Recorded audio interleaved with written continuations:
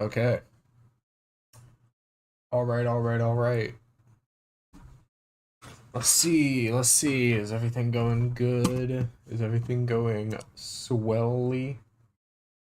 Is everything going off without a hitch? Quite possibly. It could be. Oh shit. Am I logged onto the right channel? Yes, I am. Whoa, I'm almost to 150. That's crazy. Um, awesome.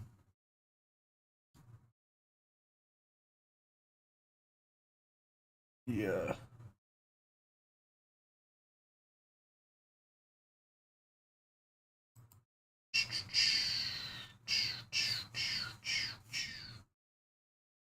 Freaking epic, Lois. So if I click go live here, boom. Awesome. Awesome. Swag. I think I'm gonna pop this away. And I will put on some copyright free music. Some copyright free tunes even. I'm gonna put my stream. Oh shit. I need to fuck. I need to connect my headphones to my thingamajigger. Oh no. I'm just gonna mess everything up. Let's see. Let's see. My sounding like it won't. Thingamajigger. Okay. I'm gonna put some music on in the background. We're gonna wait a couple minutes. We're gonna we're gonna not look at things for a minute or two while I put some flippin' music on. Because just listening to me babble gotta be at least a little boring. It's gotta be at least a little a little a little boring. So let me this'll do. Okay, and now we wait for a little bit. I'm gonna pop out chat. Because for some reason, hold on, is it playing? Yes, it is. Awesome. For some reason, whenever I connect headphones, it just like it freaks out for a second, so I gotta wait it out for a good like 3 minutes while my headphones just bleh, so they can stop being bleh and they can start being epic. Ugh. I'm actually looking at maybe getting some new headphones sometime soon, but I just got a lot of other expenses right now. Okay, there we go. My headphones are good. Let me pull up the segments that we're going to be looking at. So I gotta go to Matt Walsh's channel. I gotta go to. Oh my god. I gotta look at this. Let's see. Let me turn it on live.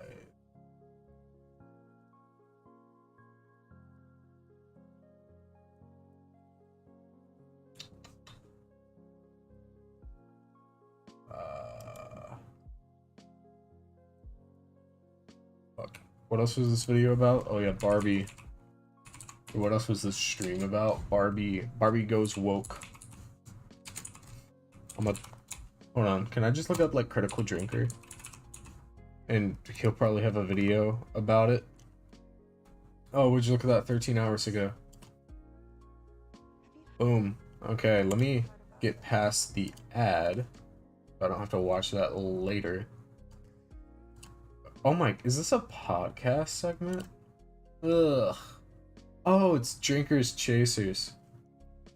So it's like the Nazi circle jerk hour. Let me see if he has like a lone video about it. Like where he just kind of babbles on about how stupid he is. Shut up. He does not have a solo video about it, but this will do. This will serve the same purpose. And while we're playing modded, or while I'm playing modded Minecraft, you're not fucking playing it. While I'm playing modded Minecraft, I want to maybe watch that terrible video that recently came out about Walsh and Keffels. So maybe watch that when you're racist but gay. Ooh, that's 50 minutes. Honestly, I'm down. Okay. So I got segments ready. Everything is kind of good to go.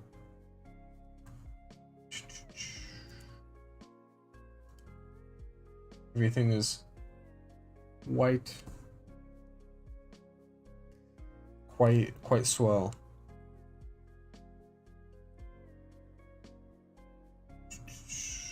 So I guess I'll just like kind of get into it. So what's the first video I want to watch? What's the first one I want to watch out of these? Do I want to watch oh, it's Mahler and oh, dude, Mahler's on this shit. Oh my god, I still have so much to learn. We got Mahler. I'm not saying that like it's a good thing. God knows.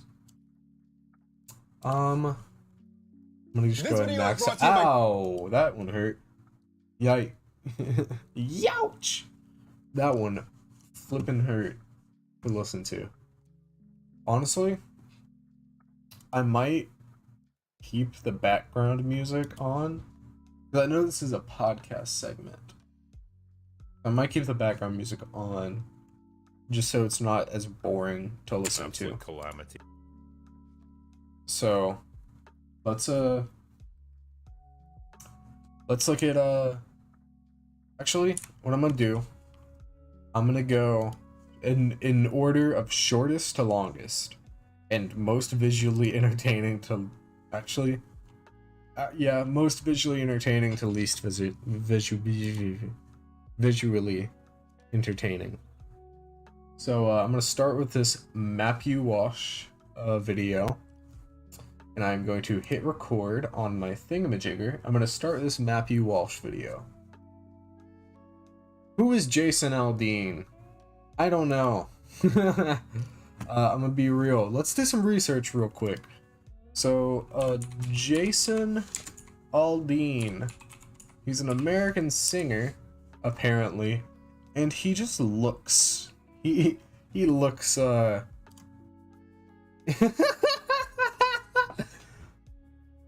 wow, okay.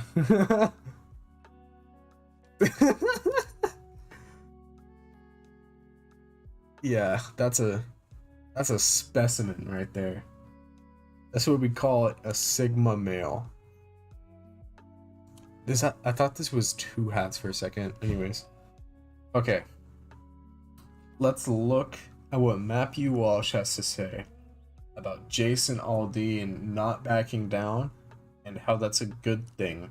I assume he did something bad because Matthew Walsh is defending him. So I'm assuming this Mr. Aldean is in the wrong here. But I may get proven wrong because I know nothing at all about this situation. I'm just here to laugh at it. So let's go. All right, this is from Daily Wire. Country music star Jason Aldean's wife, Brittany, an outspoken opponent of the woke agenda permeating much of American society, fired back at critics of her husband's song, Try That in a Small Town, who called the lyrics racist. Aldean's song, released in May, was targeted by people saying it was racist and pro-lynching. We talked about that yesterday. I mean, let's just go off the title here. Try that in a small town. That's usually used for, like, people expressing themselves, and mostly minorities expressing themselves. So, I'm already on the side of the woke CIA agenda here. She wrote on her Instagram story, "Media, it's the same song and dance. Twist everything you can to fit your repulsive narrative. How about instead of creating stories, we focus on the real ones, such as child trafficking, food for thought." You can do both. Both can happen at the same time. There's not like a one... There's enough, like, real estate in the media industry to do multiple things at one time. And I know the child trafficking thing is a dog whistle to that one, like, Nazi movie. Maybe I should watch that someday. Maybe we should watch it. But I just know it's a Nazi movie. Anyways. And this is after Aldean defended himself. We played some of his statement yesterday. So far, neither Jason Aldean or his wife are backing down or apologizing. And I give him credit for that, because usually the way these things go, you know, we're going on like 48 hours now of Jason Aldean being accused of being a pro-lynching racist. Oh no, not 2 days. I like how, like, conservatives and, like, people who want to dramatize things, like, use the, like, most possible, like, largest unit they can think of, instead of, like, using the most, like, sensical unit. It's like saying a baby is 24 months when it's 2 years old. Well, not a baby at that point. That would be like a toddler. But still, you get the point. By everyone in the media and on social media, and the outrage mob coming after. So it's like 48 hours, if not more, of this. And what we find typically is that people don't last even, usually it's like 2 or 3 hours is kind of the maximum. And then we get the full-throated apology, the retraction, and everything else. That hasn't happened yet. I really hope it stays that way. It has to. And I think Jason Aldean and Brittany Aldean, I think they understand that, first of all, it's wrong to back down on your convictions to begin with, but also No, it's not. No, it's not. It's not wrong to admit you're wrong. Guys, if you admit you are in the wrong at any time, you are bad. That's bad of you. You should never do that.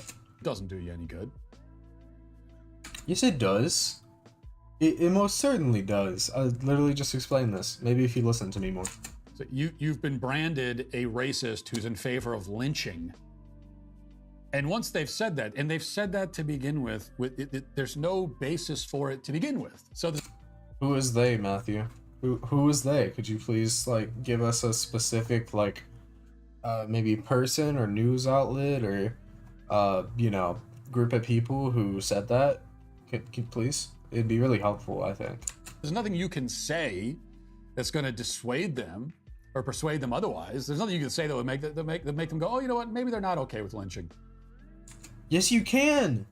Literally, just be like, hey, what I said was, like, fucked up, and I hate lynching. I'm anti-lynching. Lynching is bad. That's literally all you have to do. Like, but there's nothing you can say to come off as anti-lynching while being pro-lynching.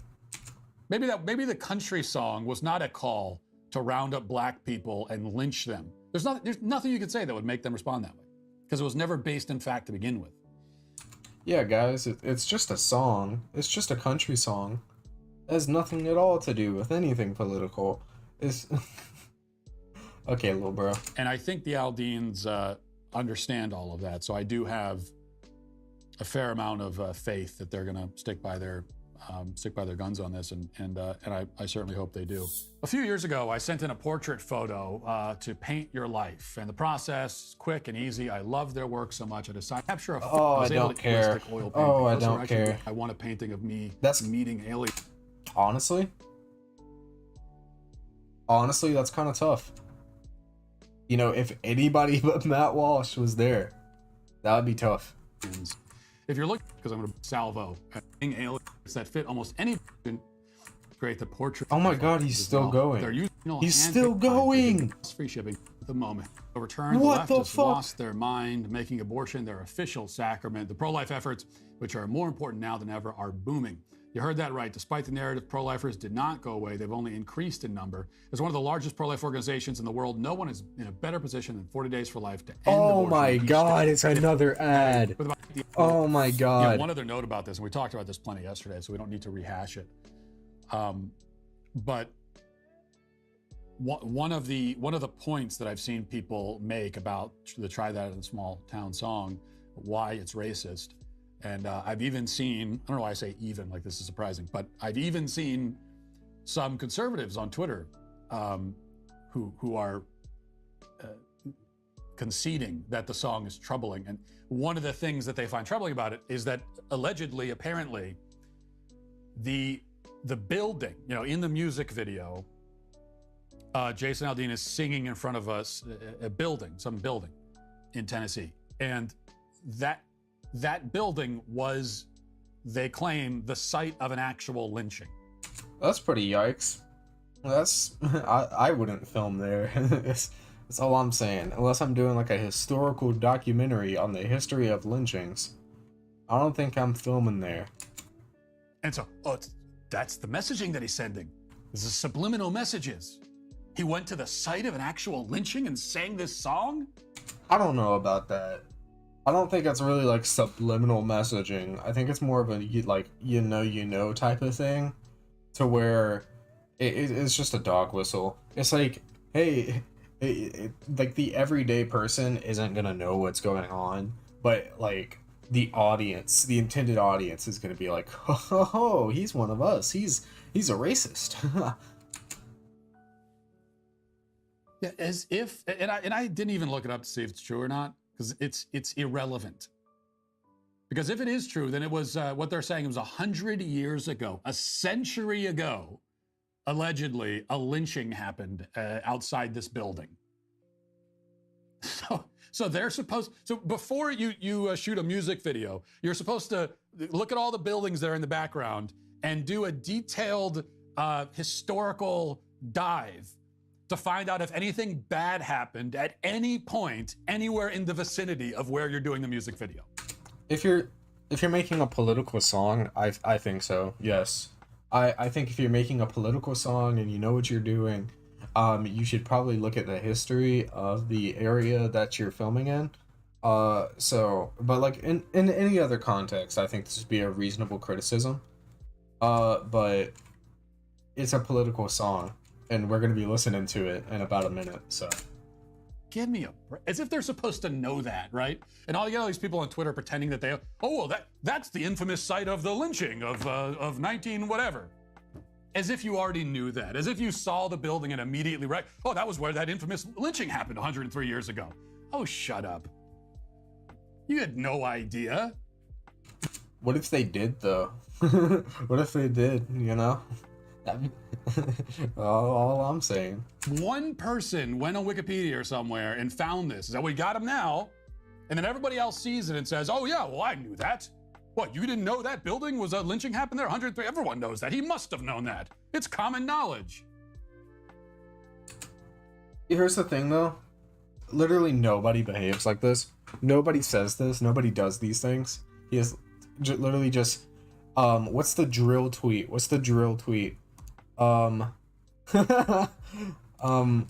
Half of Twitter is making up a guy. Yeah, here we go. Oh no, it's not drill. Twitter is 90% someone imagining a guy, tricking themselves into believing that guy exists and then getting mad about it. But just replace Twitter with like Nazism. It's common knowledge now because you're all pretending. Um, and that's why the whole thing is so flimsy and so ridiculous that it's based in absolute fantasy. The claims they're making about the song are, and so the only thing that we should get from the Aldeans towards the outrage mob is utter contempt. So, like, best case scenario, it's pure negligence. Worst case scenario, it is a dog whistle for, like, a far right, racist lynching, I don't think any of these case scenarios are good, though. So, if anything, if I have any note, for them on their reaction so far, and again, it's been good, but if anything, like, turn up the contempt a little bit more. Because these people deserve it. They desperately deserve it. If you'd like to see what else I have to say, you can access my full show by going to dailywire.com or by going to the Matt Walsh. Okay. So, now that we've heard that, we're going to be listening to this song. We are going to be listening to this song, and we're going to be watching the music video as well. So let's go. This is God damn it. Expert on what's hot. Need something spicy? Babe, just order a volcano taco from Taco Bell. You're welcome for calling. Bye. Need even more spice? The volcano menu is back at Taco Bell. Greetings, Agent. This Oh is my Valorant God. Tracker. Used by over 500,000 agents, Valorant Tracker will help you play smarter. No one cares.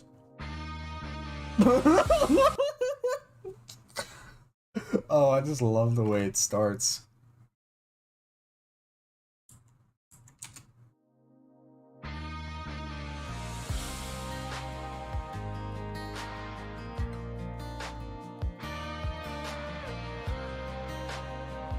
To be insanely fair, this does look like the type of building a lynching would take front of. Like, if I saw this building, I would assume that, like, it was built by slaves and also, like, 40 million people of color were lynched in front of it if I ever saw this building. So, it's not an unsafe assumption to assume that. What? What?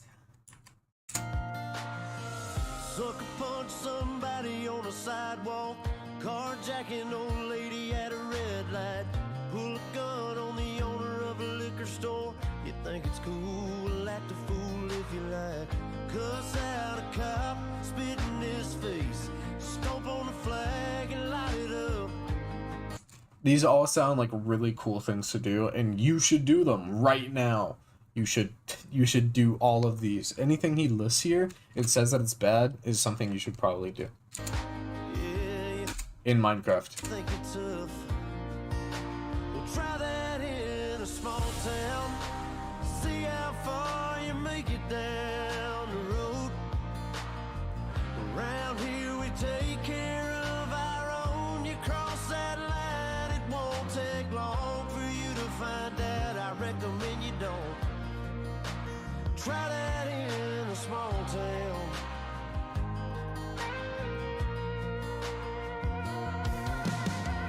Got a gun that my granddad gave me. They say one day they're gonna round up. Well, that shit might fly in the city. Good luck. Try that in a small town. See how Can I just want to point out, no farmer dresses like this. No, this is a city cowboy. This is a city cowboy. Okay? As somebody who lives very close to rural places, that people only dress like this in large cities. You go to Houston, you find 40,000 people dressed like this. You go to like Brazoria County, I think that would be south of, yeah, that'd definitely be south of Houston. But you go to Brazoria County, you will not see a single soul dressed like this. You know what you will see? You will see a person in a button-up shirt that hasn't been washed in 10 years, that is 30 years old. A 30-year-old unwashed buttoned-up shirt. insanely worn jeans and a belt and a huge belt buckle and boots and like a trucker hat. That is what you will see in a average farm in an average southern rural place. This isn't what people in rural places dress like. And whenever they want to dress nice, they don't dress like this. They get their slightly nicer button-up shirt, and that hasn't been washed in 5 years instead of 10. They get that on, and they get like a pair of khakis and a pair of dress shoes, and they, instead of wearing a hat, they just fucking some hair gel in there and call it a day. Never in my life have I seen a person in a rural area or a rural adjacent area or a poor white area or even a middle class white area dressed like this. I've only seen it in Houston. Before you make it down the road, around here we take care of our own. You cross that line, it won't take long for you to find out. I recommend you don't. Try that in a small town full of good old boys. Good old boys. Raised up right. If you're looking for a fight, try that in a small town.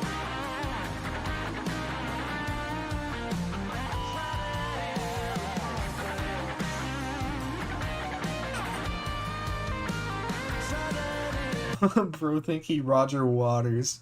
a small town.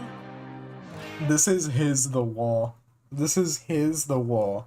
To him, this has the same political and like what's it called? This has the same importance to him as The Wall does to all normal people.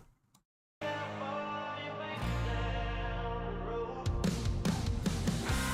here we take care of our own. You cross that line, it won't take long for you. I don't see what duck hunting has to do with like any of this. Literally, For you to find out, I recommend you don't. Try that in a small town. These farmers are dropping their own crops for the day. A friend is in need, and they've come to help. It's what this community and a lot of our communities stand for. Somebody needs some help, you'll get it. okay. I don't really care what your community stands for. Sorry. Sorry, Snowflake. I don't care what your community stands for. I care what individuals stand for. And what individuals stand for mostly is having rights. So sorry, I don't really care about your little community, bro. Sorry about that. Try that in a small town.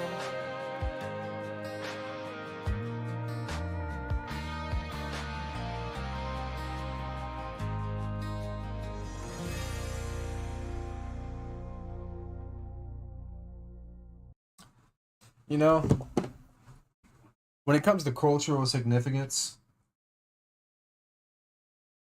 let's see here. Let's see here.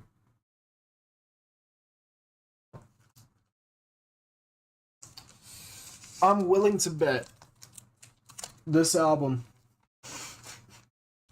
this album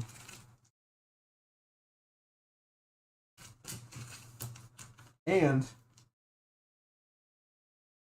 I am very willing to bet this album has a more political and any sort of cultural impact vastly more than anything this man will ever do in his life.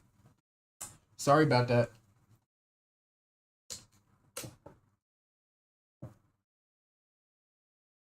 And some of you may say, Tay, why are you using The Wall as an example? These are very different works. No, they aren't. I don't think they are very different works. This is his wall. This is his, it's kind of like fucking huge sort of boom moment. These, it's not very dissimilar, I don't think. So, I'm sorry, Jason Aldean. Nothing you will ever do will have the same significance as the worst album by, like, the Beatles. I hate the Beatles. I'm just using them as an example. Nothing you will ever do, Jason Aldean, will ever have anything. Oh my god, Dickies Arena. Anyways, nothing will ever come close to anything that any real artist has ever done.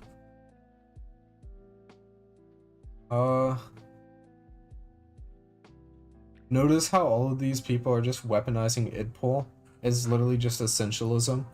I am a 40-year-old black woman, which means I speak for all 40-year-old black women, apparently. I'm Puerto Rican. I love the song's message. Fucking okay. I don't care. As a black man who also is an army vet, it's like that one. Oh my god. Politician the politician who pretended to be black. Beatles are overrated. Based. To be a gay black man. It's literally just this. It's literally just this. This is the whole comment section. The whole comment section is just this tweet. I'm a gay black guy, and I personally say that Obama did nothing for me. My life only changed a little bit, yada yada yada, you know. It's literally just that. It's the whole comment section. Anyways, that is segment 1 over. Segment 1 of like 2.5-ish is Jover. And we're finally starting to get some viewers now that we're 30 minutes in. But hey, better late than never. Better late than never, you know? I'm gonna give it like a strong 3 minutes before I start the next segment. Actually, I can just give it until like the end of the song, which isn't really all that long. It's about 2.5 minutes. I think that segment came out pretty good. I might have to trim a little bit here or there, but overall, I think it's a pretty good segment. I liked it. I think it's fun. I haven't really seen anybody cover it, so I think that was a good fun thing, and I think it's gonna set off like the exact right kind of people. It's the same people who like said I looked like a girl on the Forgiato Blow video. I think it's gonna be the exact same audience here that are just gonna comment, "You look like a girl, you have long hair, and are a liberal," and are gonna just dislike the video. But yeah, that's segment 1 done, and now we have a slightly longer one. That one was like 10 minutes of content. Now we got 16 minutes of content, and I think it's gonna be a significantly harder watch. It's definitely gonna be less entertaining, so look out for that. But anyways, this is Drinkers Chasers, a podcast led by a far right person known as Critical Drinker, who will do anything in his power to say, no, I'm not far right. I just hang out with like Mahler and a bunch of Nazis. I'm not far right though. But anyways, I think we should get this underway. Let's go. Oh shit, I forgot to start recording. Oh no. But let me redo this. So, this is Drinkers Chasers, a podcast led by the critical drinker, Mr. Drinker himself. He is known for his terrible media takes. So basically, he is in this niche of people who want to have takes on movies without actually watching movies. Not me. I'm not much of a movie head. I don't watch a lot of movies, so I don't really have a lot of takes on movies, but I'm not so full of myself to where I'm like, I gotta have a take on everything, you know? I'm gonna have a take on what I'm educated on, to be frankly. But anyways, I got this pulled up. Barbie sounds absolutely horrible. Now, the Barbie movie is currently doing very good in the box office. It's having a very good day. Sounds like a bunch of alcoholics. I don't know, man. But like, ooh. Honestly, beer alcoholics, but not, I don't think they've had a sip of wine in their lives. Definitely beer alcoholics though. They like a little like Fireball too. Anyways, let's stop waffling around and let's get into It's this. just an absolute calamity. But speaking of which, the Barbie movie is upon us, and this we've started to get reviews of it coming out, and wow, because I've said before on Open Bar, right? I had no idea what to expect from this film. I didn't know how, like, if it was going to make $1 billion or if it was going to absolutely flop, because there was really nothing to gauge it against. The trailers just made it seem like a happy clappy sort of kid-friendly comedy with like lots of, you know, bright colors and stuff. Like, there wasn't much given away there. There we go. And now it's out and people have had a chance. There's a lot of movies to compare the Barbie movie to, such as any family-oriented movie based on a property aimed towards young girls. Is his accent real? Yes, it is. It is a very real accent and it's very annoying to listen to. And we're gonna be listening to it for 17 minutes. Chance to see it, and I'm hearing bad things about this movie. I know the warning signs were already there from the cast. They started giving interviews in the run up to this movie coming out, and you had absolute intellectual powerhouses like Simu Liu saying this movie's gonna like smash open the gates of gender norms. That's right. It's gonna redefine like what it is to be a man and a woman. I don't know about that one. Assuming he's telling the truth here, which he probably isn't, I think that's a bit of an overstatement. I think that's a bit dramatic. It's gonna be a hardcore feminist movie, and I thought, well, okay. Well, it's a Barbie movie. Of course, it's gonna be like telling young girls and be like empowering young women. It's a fucking Barbie movie. What do you expect? Of course, it's gonna be like a feminist movie. Ooh, feminism, so scary. Of course, it's gonna be a feminist movie. Fine. Like, be interesting to see what they do with this, because Barbie, I guess, you know, you would assume it would have to be some kind of feminist movie, and that's fine. Like, it's pro girls. It's pro, like, you know, you can do whatever you want and be whatever you want. I guess that was the ethos of what Barbie always represented. So, you know, it seemed like it was just going to be a fairly easygoing comedy with generic sort of female empowerment stuff in it. But then, and then now I knew it. I've started to hear some stuff that it doesn't sound good. I can give you a brief summary as I understand the plot. Can I mean, you could, but you also, what's your source on that? 'Cause the plot is on Wikipedia, pretty well summarized in terms of what you get in this film. And from what I've seen of different people posting tweets and all that, I was like, oh, I guess some people are real pissed at this Barbie movie.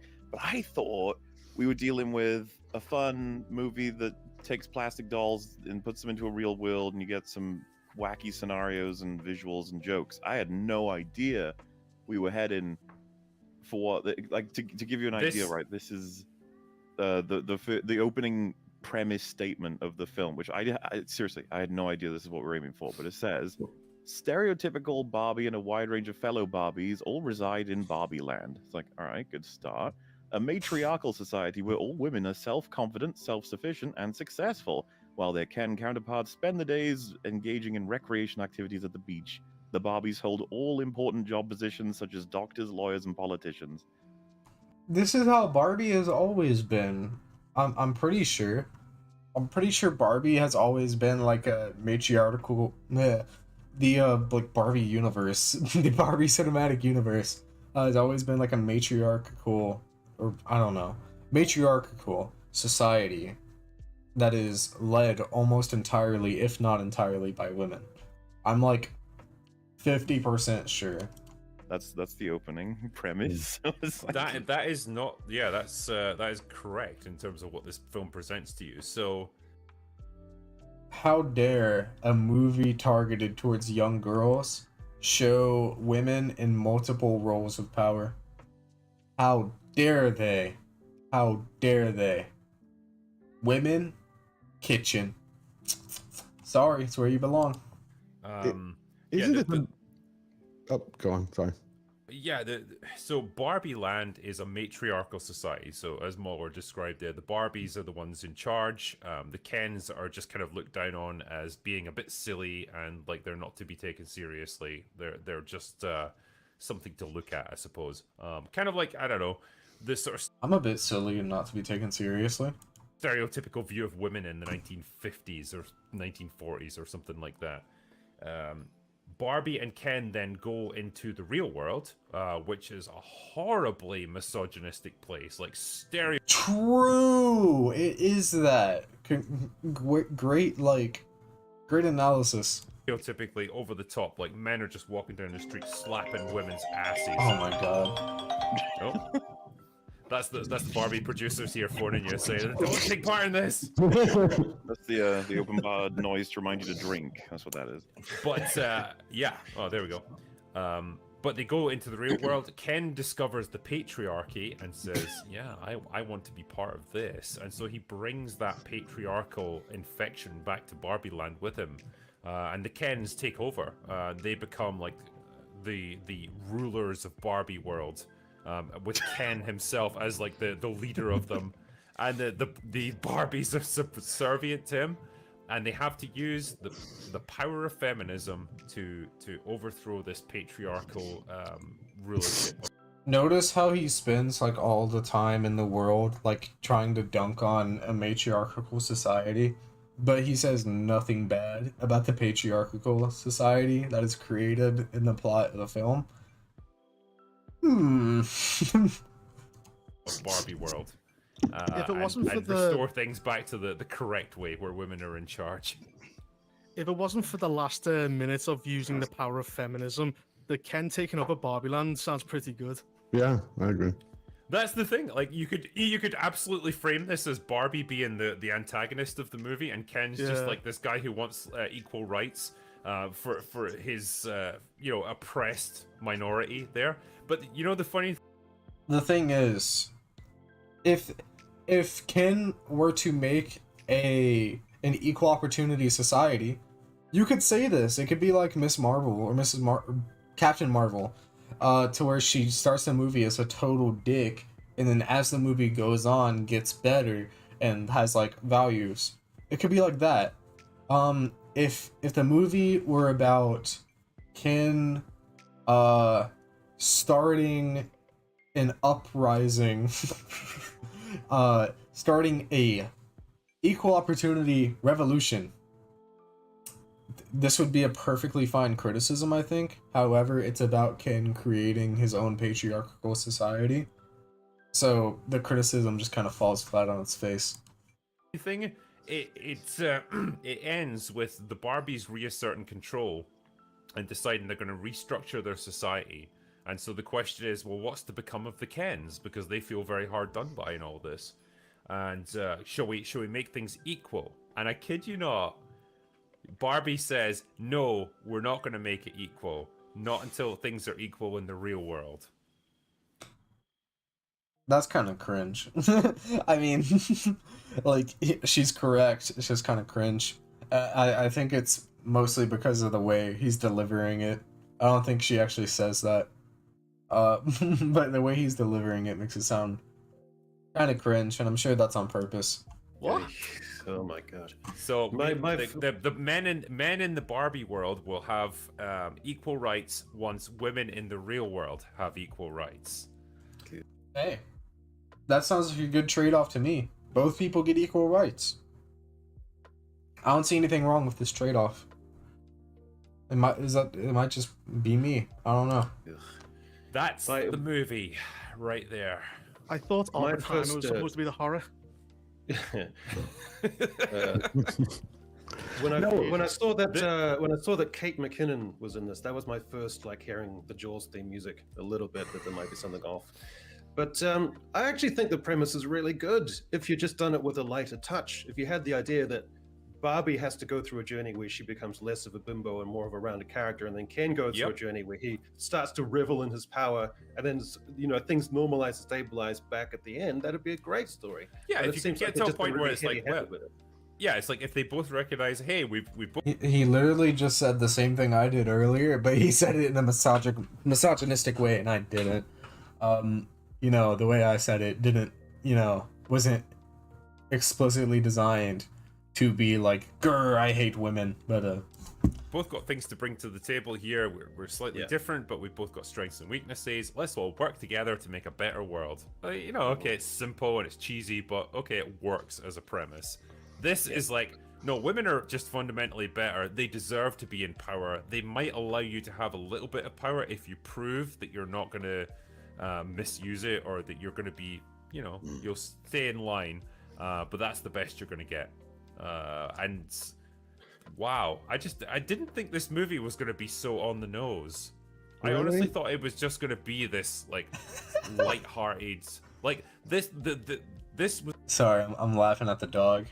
Was a piece of marketing genius. The marketing people behind this really understood how to keep the mask on. Yeah, I think it's going to get us demonetized here. This is like the opposite of a lot I like how his bullshit is so smelly that it fucking woke the dog up. of modern trailers where they throw in like a line and you're like, oh, what the fuck, what's this film going to be about? Then you watch the film and that one line is the only line of that line's kind in the whole thing. And you're like, why'd you put that in the fucking trailer? This seems to be the reverse, where they didn't put any of this in the trailers. I didn't believe this. When people tweeted that this was what the film was about, I was like, yeah, okay, that would be funny. And then people were like, no, that's real. And I was like, how could this be real? Why would they make the story about this? They must have said to the actors and stuff like, right, shut the fuck up. Don't say anything about the feminist stuff. Just like, smile and look pretty and stuff. We're gonna do our marketing whiz on this, and we're gonna just spin it as a light-hearted comedy that's not politically tinged at all. And it worked. It really worked, and it fooled so many people leading up to this film because nobody knew what it was going to be about. And now it seems like the mask is off and there's no hiding it now. They obviously have to let people see it for what it is. And wow, I just think if this is as it's described, it's going to be the most divisive, mean-spirited, incendiary movie that you could ask for in a situation like this. Not really. I think millennials are going to love it. Young girls are gonna love it. Families are gonna like it. Yeah, that's about it. Yeah, I think it's gonna be a pretty universally liked piece of media by its intended audience. Methinks. And it didn't need to be like that. You could have done something just so much easier and so much nicer for people. Well, you could tell. Well, you could tell from you could tell not from the trailer, but from the first headlines that started coming out from the critics, like this is a feminist manifesto, a master's degree. He makes his movie sound based. Honestly, yeah. I want to watch this movie now. I'd be very interested in seeing what a matriarchal society looks like, especially one led by Barbie. But then when you look at it, you're talking about a product that's been around, what is it? Barbie has been around 50 to 75 years. Instead of catering something specifically to kids, you now have Margot Robbie following that same glide path that most of these actresses do. They start out as sex stars, Wolf of Wall Street, Harley Quinn, and now she's transitioning with the rest of the cast into kind of like the hairy underarm Jane Fonda talking about capitalism. But what is Barbie? I mean, when I was reading about it and looking at it, I was like, this is just a software update for Gen Z. We got to fix a few of these glitches in the operating system. So anytime. What's wrong with improving things? Like, these are the same people that got mad over the potato head thing, when literally that's just free market stuff. That's just free market capitalism at work. It saves Hasbro money to print Potato Head more than it does just to print Mr. and Mrs. Potato Head. Simple as that. And they got super mad about it. What is wrong with free market capitalism? It's improving the products we consume. Free market capitalism looks pretty good to me. It doesn't, but I'm kind of straw manning here, I guess. Time that they go out to pick up a pint and they use the wrong pronoun, someone could say, hey, get your reality in check. Go watch Barbie. I mean, I don't think it's gonna be. Dude, that's such a great quote. Get your reality in check. Go watch Barbie. I need to use that. That's a great quote. All time W quote. I don't think this is gonna succeed. I mean, I think it's going to have a massive opening weekend because people have been duped into watching this, and so they will go see it. If it's as divisive as it seems to be, I think it'll fall off a cliff after that. Because does anyone want to know what the? Sorry. No, go, man. I was just gonna say, does anyone want to know what the opening weekend projections are for both Barbie and Oppenheimer? Yeah. Oppenheimer is 50 million and Barbie is 110. Yeah.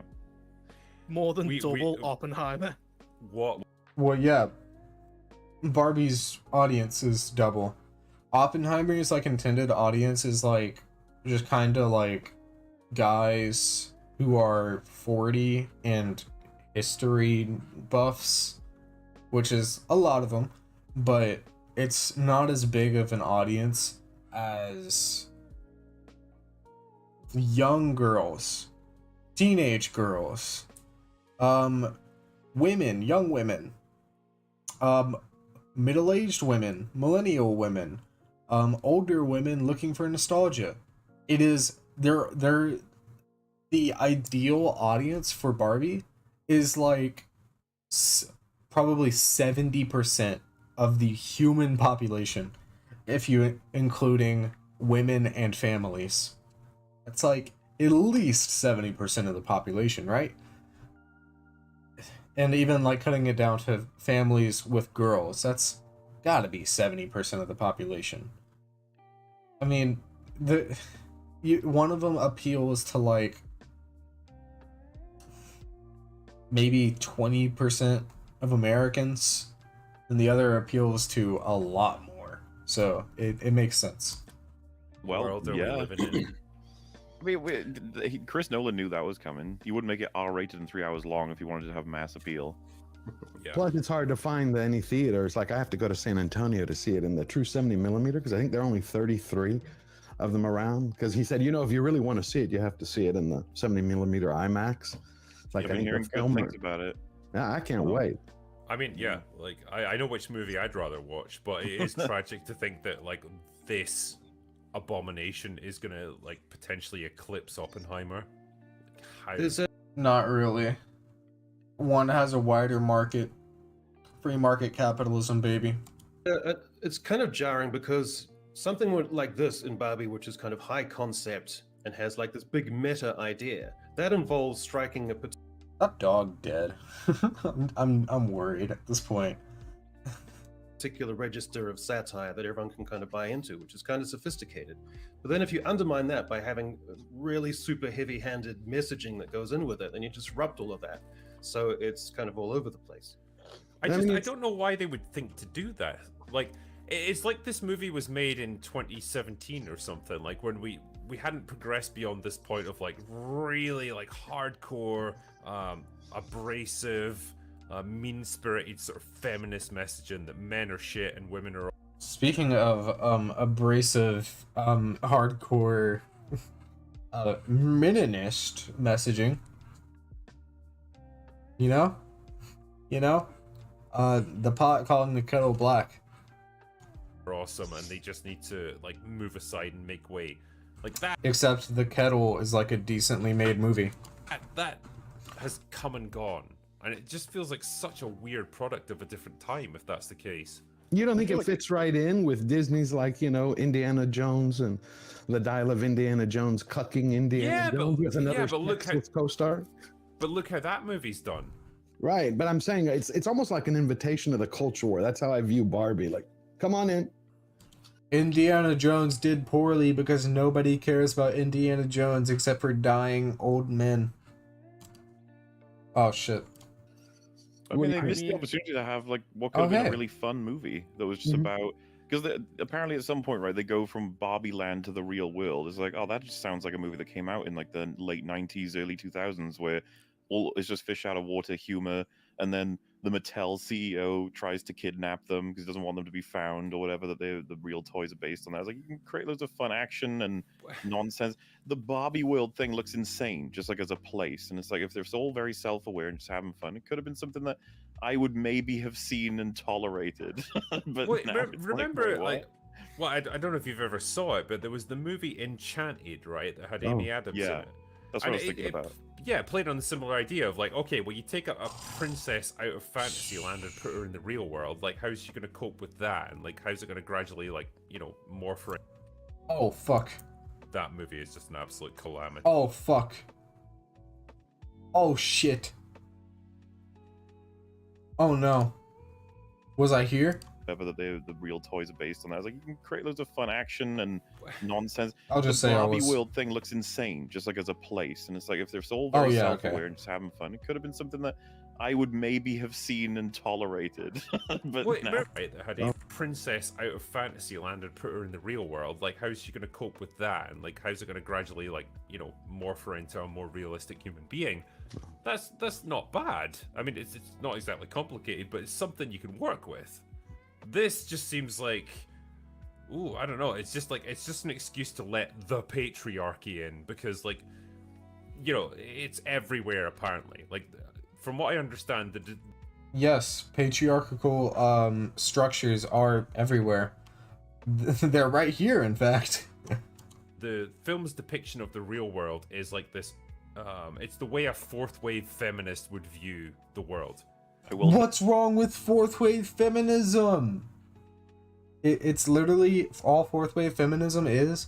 It's just like, hey guys, we should acknowledge the patriarchal structures in the world and the inherent misogyny of the way that the world is built right now, and we should work to improve that for equal rights and equal opportunity. Nothing wrong there, I think. Men are just constantly leering after women, like absolutely disrespect. I mean, yeah. Them at every opportunity. Catcalling. Exactly, yeah, and it's just it's a hyper exaggerated version of what the actual world is, but that's like how they see. Okay, let me give an anecdote. On 2 occasions, I have talked to people at a concert, and they just so happen to be women or non-binary femme presenting. Both times I've talked to them, they have had a poor story of that night. I was at a concert and this woman told me she apologized to me because she said, sorry if I came off as rude. There was a guy touching me earlier and it just had me really on edge. And that story, again, happened very similarly a time before. And both times I was like, holy shit, I'm so sorry. But, let's let's not acknowledge the terrible way that the world has been built socially. See it, and so that's the enemy that has to be striven against. That's the infection that gets into this blissful paradise of Barbie world. So the conclusion of the film is that until in our reality feminism equals parity, you've essentially got a mass amount of Kens who are under a kind of house arrest in perpetuity until that happens. Well, the Kens revolt apparently at one point in the movie, but then they get kicked Put back down. down. Yeah, because I think well, one that's line. what I'm saying. Yeah, they get defeated by the end. But it's funny because like there's a moment in the film apparently where Barbie and Ken have gone into the real world, and someone asks Ken for the time. It's just like, what time is it? And he's so excited because someone's finally asking him for information, and they're gonna listen to him. And I thought That's pretty funny. it's not an antagonist. That's like an absolutely oppressed like protagonist. You know, trying to get away from the shackles of this horrifying dictatorship that he's been living under. Yeah, he's Why are we discovering his supposed to- agency. Right. Exactly, yeah. Like, why the fuck are we supposed to be rooting for Barbie in all this? Like, he seems like the hero of this story. Well, He's it's supposed to be respected. Is that so bad? Apparently, it is if you're a fucking man. Okay, I got a DM about Enchanted. It says he's missing the point. In Enchanted, it's a literal forest princess who goes into the real world. In Barbie, it's a woman with literally every job in the world going into the real world. I haven't watched Enchanted. I haven't watched either of these movies, so I'm just gonna trust this analysis. Yeah, of course. I mean, there was a line that they said the president Barbie in this film was asked, in the movie, she's asked, what are Kens? Oh, they're just an accessory. Yeah. I mean, that's pretty much the line. What I wanted to see was fucking middle-aged, overweight, alcoholic recruitment consultant Barbie that's single and like depressed about her life. Yeah, that's the one I wanted to see, but we're never going to see that apparently. Kathleen Kennedy, Barbie. Yeah, but she's rich. Oh, yeah, that's true. It's like the Anita Sarkeesian wet dream, pretty much. It's come true. For us. No, they're still bringing her up. Dude, it's been like fucking 5-6 years. Let her go. I've seen a bunch of people making that joke, like, take a shot every time they say Is she even on the internet anymore? patriarchy and you'll die. I'm No. very tempted to Yeah. test that out. I feel like that would be fun. I might make sounds Drinker like a do it at some challenge. point. I got a whole bottle of gin just ready to go. I have a question. So Barbie won't let the Kens go free unless she has like feminism take over the real world. Is she going to go to the Middle East and like just feminize everyone, or how is that going to work? That would be kind of based. That'd be kind of based if she did that. She should do that. They'll never talk about that, Will she do it with guns, or like how oppressive will she be? Will it be like a communist dictatorship, or? That'd be based. Communist Middle East. Based. So you have like the most oil-rich area, and it's a communist. That'd be based. They'll get a free pass mysteriously, or they won't exist in this world. There's only because we can't- America. Yeah, exactly. We can't criticize anyone else. Bob, Pot calls the kettle black for being Eurocentric. we land in America. Makes But sense. yeah, I think when I hear stuff like this, and I think how just really mean-spirited this movie seems, and how like spiteful and aggressive it comes across, I just think this is going to absolutely crater after its first weekend. I think it's going to sucker a lot of people in because there does seem to be genuinely a lot of people who are excited to watch this. I don't know why. I don't know what they're expecting to see here, but there seems to be. Like, maybe it's just like a bunch of middle-aged women who played with Barbie dolls when they were kids and they just want to see this. But yeah, once they realize what it actually is, I would assume it's going to drop off pretty sharply. Okay. That wasn't very entertaining. Ooh, look at this. But there seems to be, like, maybe it's just like a bunch of Ooh, wow. middle-aged women who played with Barbie dolls when they were Whoa. kids and they just want to see this. But yeah, once they realize what it actually is, I would Whoa. assume it's gonna This is drop off awesome. sharply. This is Okay. freaking epic. That wasn't very entertaining. True. Ooh, wow. Whoa. This is so much better. Whoa. This is awesome. This is so much better. Holy shit. That wasn't very entertaining. True. True. Ooh, wow.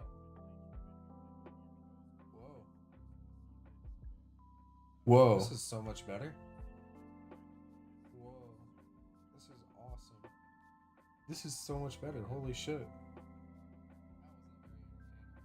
True. True.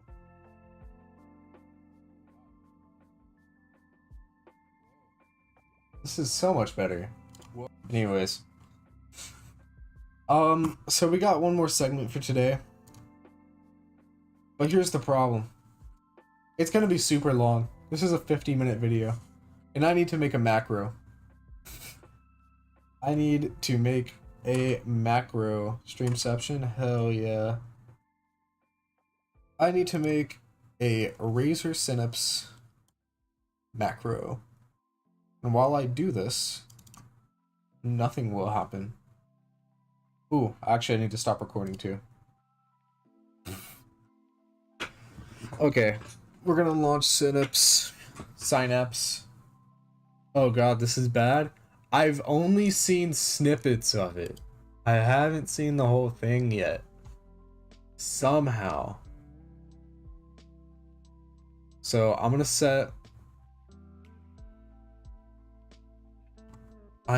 to set videos so bad. I'm going to set this to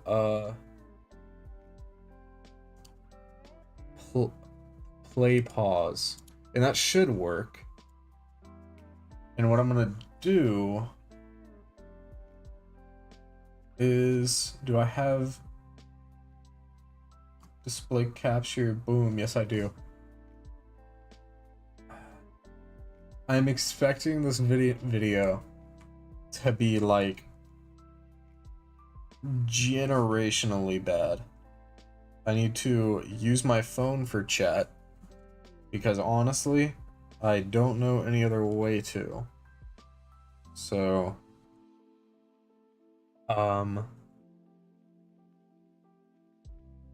is everything good?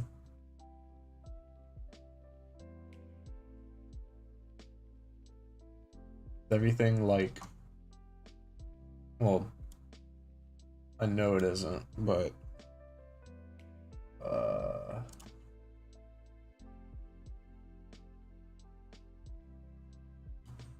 let me try. God damn it. I can't grab the right scene. I'm gonna put it up here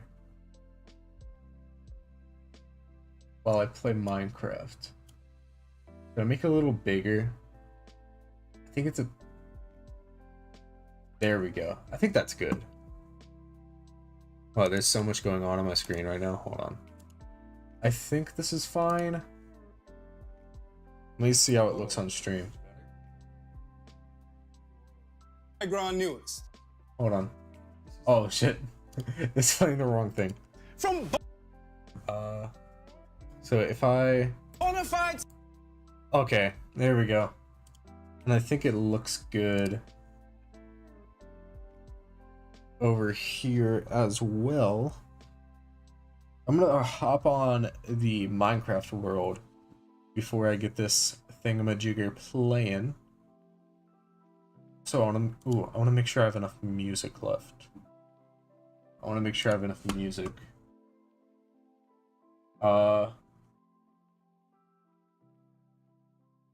Shit. I don't have enough music to last myself through this.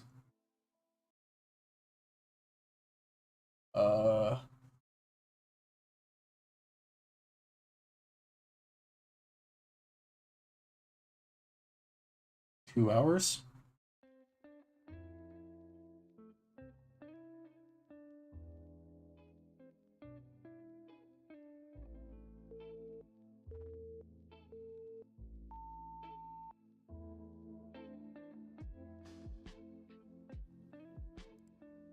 Let's see.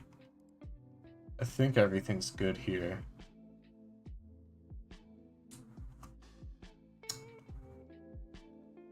Everything looks good over here. I'm trying this for the first time, so I'm not too sure what I'm doing. But I think I got the hang of it. Dude, I'm doing this on the fly. So, okay. I think I'm ready. Yes. Okay. I'm gonna load up Minecraft before I do the intro for this segment. Let me just make sure. Oh. Celebrity. Okay. I'm gonna load up Minecraft before I do the intro for this segment, and then I'm gonna get like right the flip into it.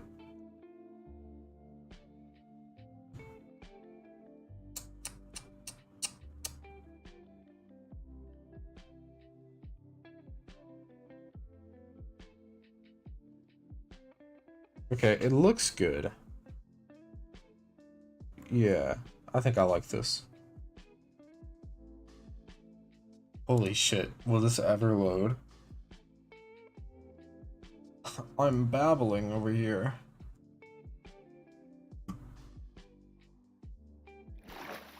Okay.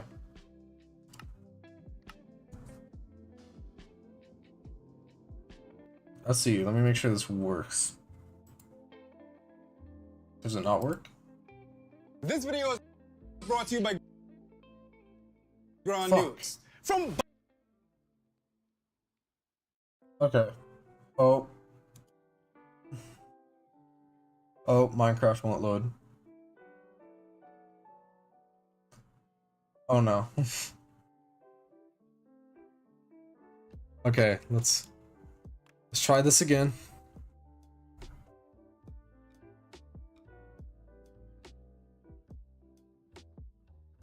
Let's try this again. Damn.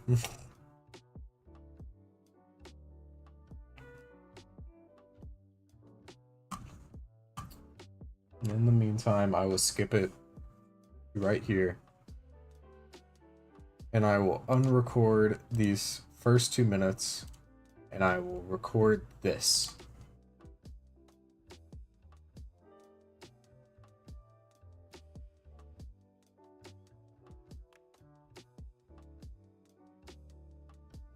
Eventually.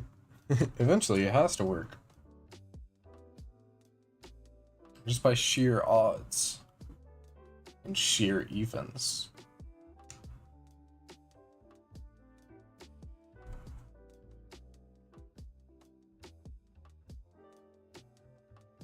I'm not gonna click anything. I'm just gonna let it be.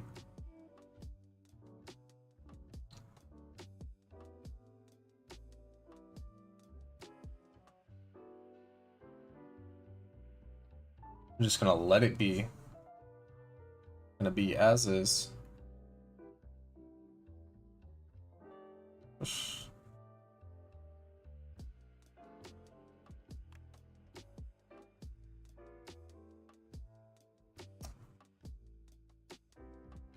Allocate that memory, bitch. Have you tried allocating more RAM in Minecraft? I already have like 9 gigs allocated to it, and it runs smoothly. Because I did used to have that problem, to where it would just be like boom and die. But I haven't until just right this second. So I'm assuming I'm good, and it was just kind of a misfire. But you know what they say about assumptions. I'm assuming I'm good. Oh no. Whoops, it's doing it again. There it is. Okay.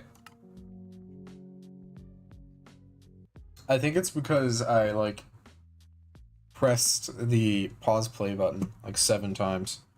Okay, good. I usually have to do that. I think CurseForge has it to where it's just kind of like you do it once and you're pretty much just good from then on.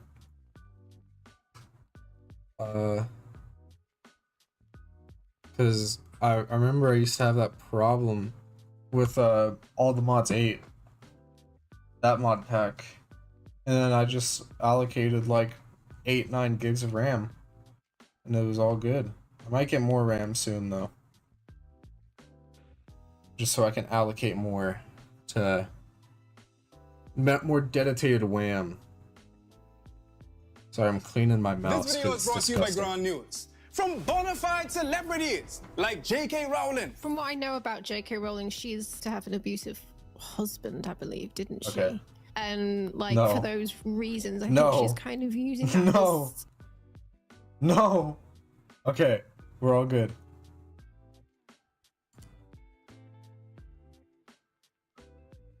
There might be...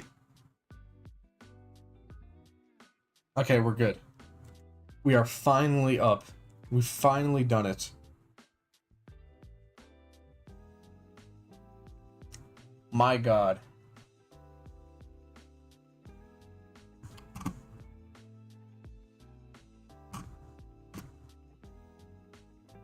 My God, how many times have I had to reset this video to the very start? No, blue circle, no. Swear to God, if I don't get to build my house on stream, I'm gonna be angry. I'm gonna be really mad about it. And I'm not gonna. Okay, well. Oh, we're so up. We're back. Okay, it's lagging for a bit. Okay. Fucking awesome, dude. Awesome. Let me make sure it's showing up right on stream before I get too ahead of myself. Okay, it's showing up good on stream. So, this is my first time doing anything like this. So if it is a bit strange, I'm sorry about that, but not much I can control there.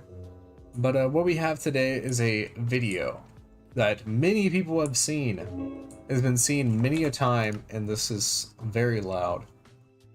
It's been seen many a time by many a people, but not me. So I figured I should do that because it's kind of required watching at this point. So let's go. This video is brought to you by Ground News. From bona fide celebrities like J.K. Rowling. From what I know about J.K. Rowling, she used to have an abusive husband, I believe, didn't she?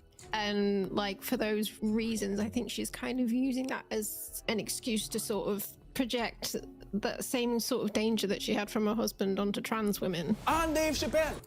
That's not a very good excuse, is it though? That's just not a very good excuse. They've canceled people that are more powerful than me. Canceled J.K. Rowling. My God, J.K. Rowling wrote all the Harry Potter books by herself. Man just said J.K. Rowling cancelled. Like that's supposed to mean any... Hold on. How much did J.K. Rowling make last year? I just want to know. How much did J.K. Rowling make last year?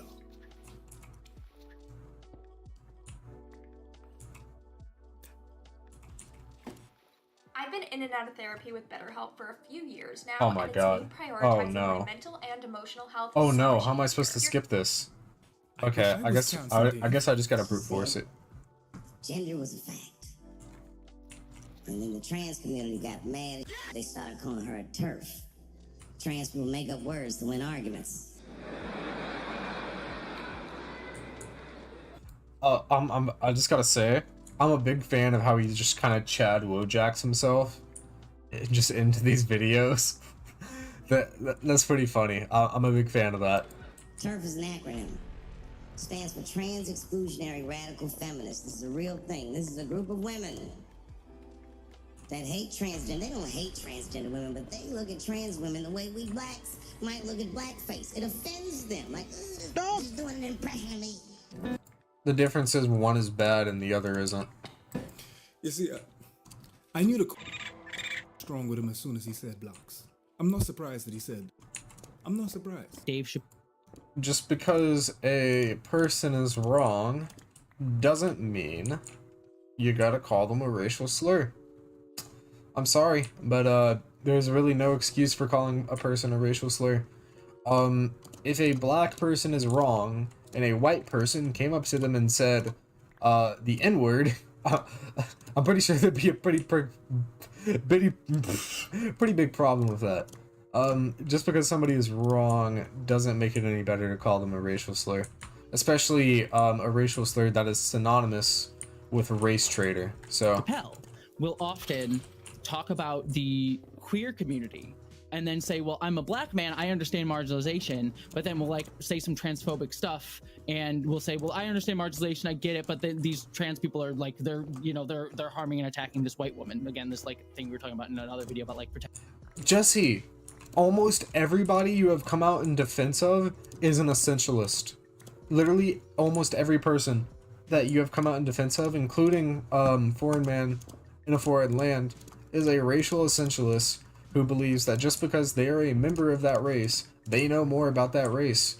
I'm sorry, but I'm pretty sure I know more about the daily issues of a black person than Clarence Thomas. protect the white woman sort of thing. He will defend himself through his blackness, and then other people will also then bring that in too and be like, well, he's a black man, how dare you criticize a black man, you're a white woman, like focusing on my whiteness rather than the fact that I'm trans in order to push me down and able to talk about him. It's used to stoke infighting between communities and create these I'm sorry, this guy's just kind of like, he's just kind of naturally funny. Calling someone a race traitor is Nazi shit? True. The only people who I've ever had call me a race traitor for being friends with black people, for dating a woman of color, are far-right Nazis and KKK members. He's like disruption between communities to try and sever off solidarity between them. Now, I shouldn't speak on this because I am not a woman, nor am I trans. As we've established, I am a feminist. Look at him grin. He's so proud to be a... I won't give him... Again, there's no real excuse to call a person a racial slur, especially one that's synonymous with race traitor. High five. Any face. I digress. From that to internet icons like Walsh. Just say and careful. See what that. I'm a big fan of how this clip of where he like wait, it's a bad clip. Let's keep that one real. But this clip where he is baiting Nazis to just say the word they want to say is used so hard against him. Tender queers are.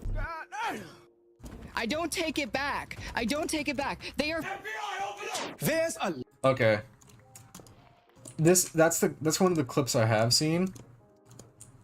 I saw the Keffel's response to it, where she said, best case scenario, he's making fun of her for being swatted. And worst case scenario, he is feeding into the negative connotations, or negative stereotype, I guess, even though it's not really much of a stereotype because there's nothing that perpetuates it, such as there is with most stereotypes. The negative quote-unquote stereotype of trans people being pedophiles. So he's either a huge douche on the best side, he is a huge douche, or on the worst side, he is transphobic. Legion of case studies that demonstrate a pernicious principle, a privilege, if you will.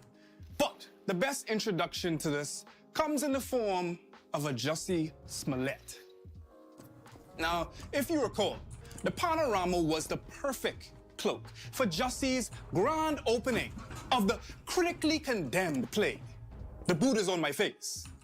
The very boot being the metaphorical manifestation of racism and homophobia packaged into a one-act play, armed with enough bleach to make Vybz Kartel himself blush, and a noose bedizening the neck like a That's a good joke. plantation-themed party. So whatever True Diddley was at when he took this picture. Is there anything it said in the apartment? Okay.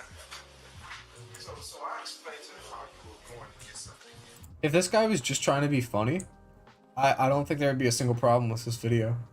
But the fact that he's trying to be funny and incredibly stupid, I'm trying to calm down on saying let R word. But the fact that he's being funny and incredibly stupid, or somewhat funny and incredibly stupid, is what really makes it.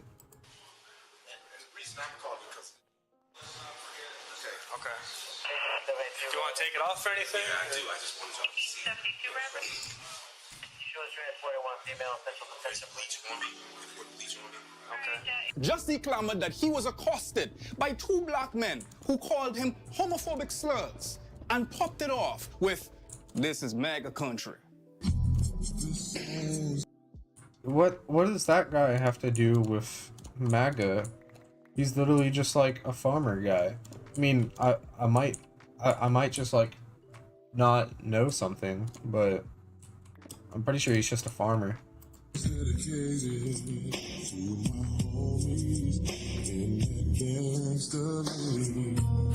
The fact that this was so perfectly fulfilling the precipitous requirements for a hate crime made me dizzy. My head did bounce like ball and was swinging more than playground. Then celebrities proliferated the internet with responses of support for the Proliferated? Celebrities proliferated the internet. Dog, you can just say like went to the internet. You don't have to big words it up here. Empire actor Jussie. And if you don't remember the show Empire, it brought you classics like this.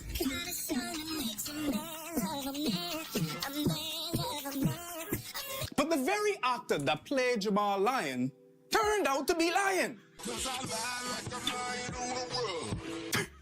I'm sorry, I shouldn't laugh, but if you would stage a hate crime, right, then why besmirch the couple of them instead of the that swap their hoods for hats? He probably thinks white farmers are racist.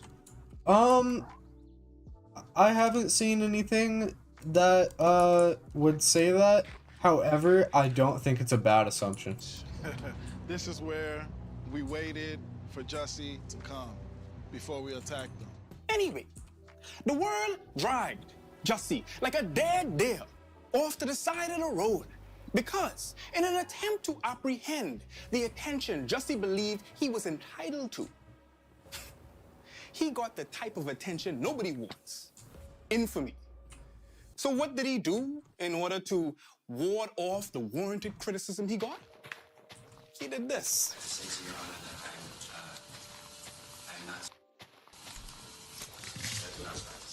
Okay, I'm not. Okay, I am not. God damn it! Another ad. Our only home. But we're I need to get ad block on this account, man. It's so bad. I am innocent, and I'm not. If I did this, then it means that I stuck my fist in the fears of Black Americans in this country for over 400 years, and the fears of the LGBTQ community. Your Honor, I respect you, and I respect the jury, but I did not do this, and I am not suicidal. And if anything happens to me when I go in there, I did not do it to myself, and you must all know that. I like how he censored the first couple of suicidals, but then just kind of forgot the next one. Like, you think a video this over edited would like not have editing mistakes, but here we are.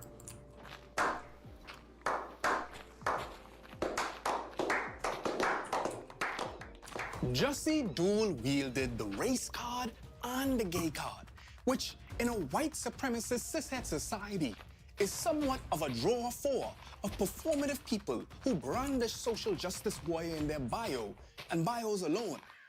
Now, you'd probably say a retort that those marginalized cards didn't save Jussie from jail, nor did his lawyer, who is the current lawyer for the manospheric mogul Andrew Tate, not Angel. That's crazy, like, draw, though. You're the lawyer for Jussie Smollett and Andrew Tate. That's insane draw. But I would say this. I would say that this draw forward did not save him. And he was still I would say treated overly badly. I think he was treated too badly by the media. I think he was a stupid person who did something stupid and tried to take advantage of his identity to give credibility to that stupid thing. And I don't really think anything more of it. I think he's an idiot. He did something dumb. He should apologize for it. He should maybe face some kind of legal trouble, which he did. That's about it, though. Jesus whip. But it can be argued that the very card saved O.J. Simpson. No, it can't. It just flat up can't. OJ spent his entire non-criminal life separating himself from blackness. Every single like racist sports bro was like the lawyer making bank. Every single racist sports bro was like, OJ, he's one of the good ones. I love watching him on the football field. He plays the game right. He's one of them good ones. There ain't too many of them nowadays. OJ is so famous for separating himself from his blackness. We have lines like, I'm not black, I'm OJ, okay. From Jay-Z, we have lines alluding to the separation of oneself from their identity in other songs as well that are just not really off the top of my head right now, but I'm sure if you gave me enough time I could think of. It's not really a fair comparison to compare these two things because OJ is so vastly different.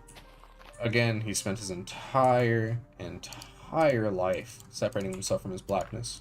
So, I don't know if that's fair at all. Did you do it? No, I didn't. After we finished filming, OJ said to me that he had a surprise for me, and I genuinely was surprised. I think it was his idea of a joke, and this is it. In any other scenario, a black man accused of wiping out a white woman will be thrown under the jail. This black man is O.J. Simpson, though. A black man who wasn't viewed as black by black people, and more importantly, in this situation, white people. A man that has denounced his blackness, that has done everything in that he possibly can to be not black. He's like what Michael Jackson did to his skin, OJ did to his soul. But OJ's blackness was only rivaled by his wealth, as well as him being the closest possible to the pinnacle of patriarchy. A star-studded athlete adored by the entire world. That he was only adored by white people. trumped racist white America's voracious desire to protect white womanhood and white femininity, which are pinnacles of white supremacy that, if you haven't heard enough of, you could watch this video up here. But in short, white womanhood is so powerful that it can kill an Emmett Till. It can get the police called on you for simply existing, while simultaneously being a badge of marginalization as white women and white femmes are subjugated in the patriarchal societies as well. Like you said, like J.K. Rowling uses her BuzzFeed feminism. That's what I like to also call it. J.K. Rowling, Taylor Swift, like utilize that white feminism. Like they only care when the issues pertain to them, but they won't fight for other marginalized identities, which is actually like the core root of feminism. You fight for equality. Like sure, like intersectionality I don't really think she's said anything wrong here so far. is a key part of feminism. And if you want to fight for equality, you should fight for it on all aspects. True. Damn it. Sorry about that. Foreign from the Foreign Land Sweatshop. And you already know that I had to go and make a mention of Ellen DeGeneres, one of the prime examples of people who weaponize their white femininity and also, of course, the queerness. I don't think Ellen is a left-leaning figure, though. I think this is a bad example. Because Ellen is kind of an apolitical figure, and she is a rich white woman in power, but most importantly, she is rich, she is in a powerful role, or she was, I don't know about it anymore, but she's rich in a powerful role, and she benefits from the benefits of being white. And I really don't think her womanhood has much to do with anything here. I think this is a bad example. I think there are better examples of this, such as named earlier, Taylor Swift, whose aesthetic leftism is incredibly annoying as a light enjoyer of her music. Yeah, I think Taylor Swift is a vastly better example here. As well as the latest white woman of the week. We can make that a segment, white woman of the week.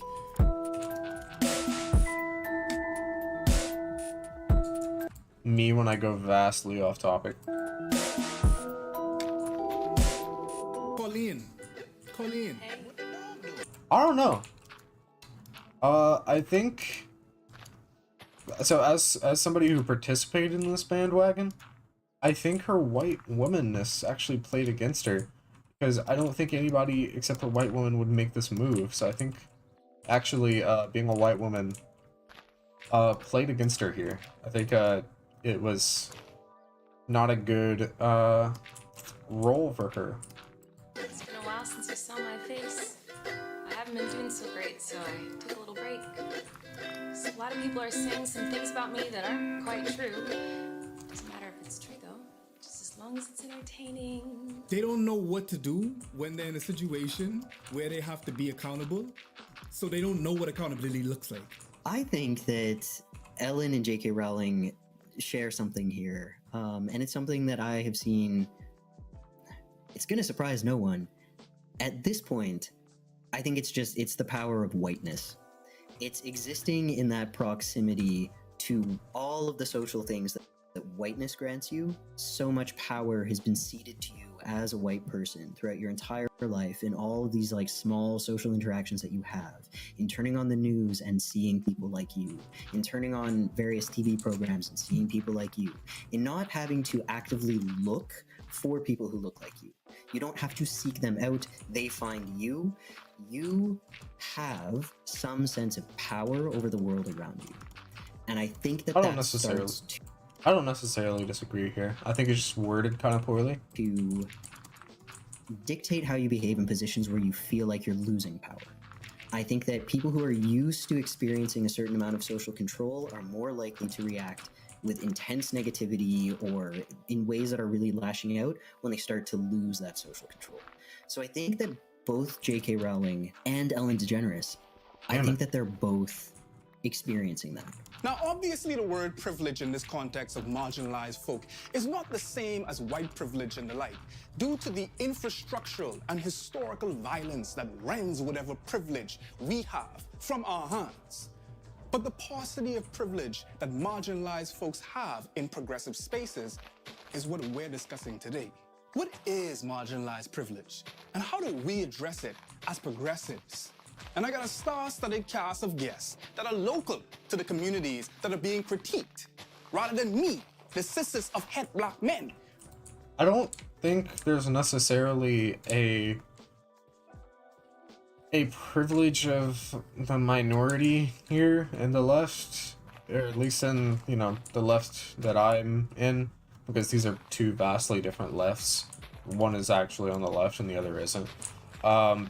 But I don't really think there's a privilege in the minority.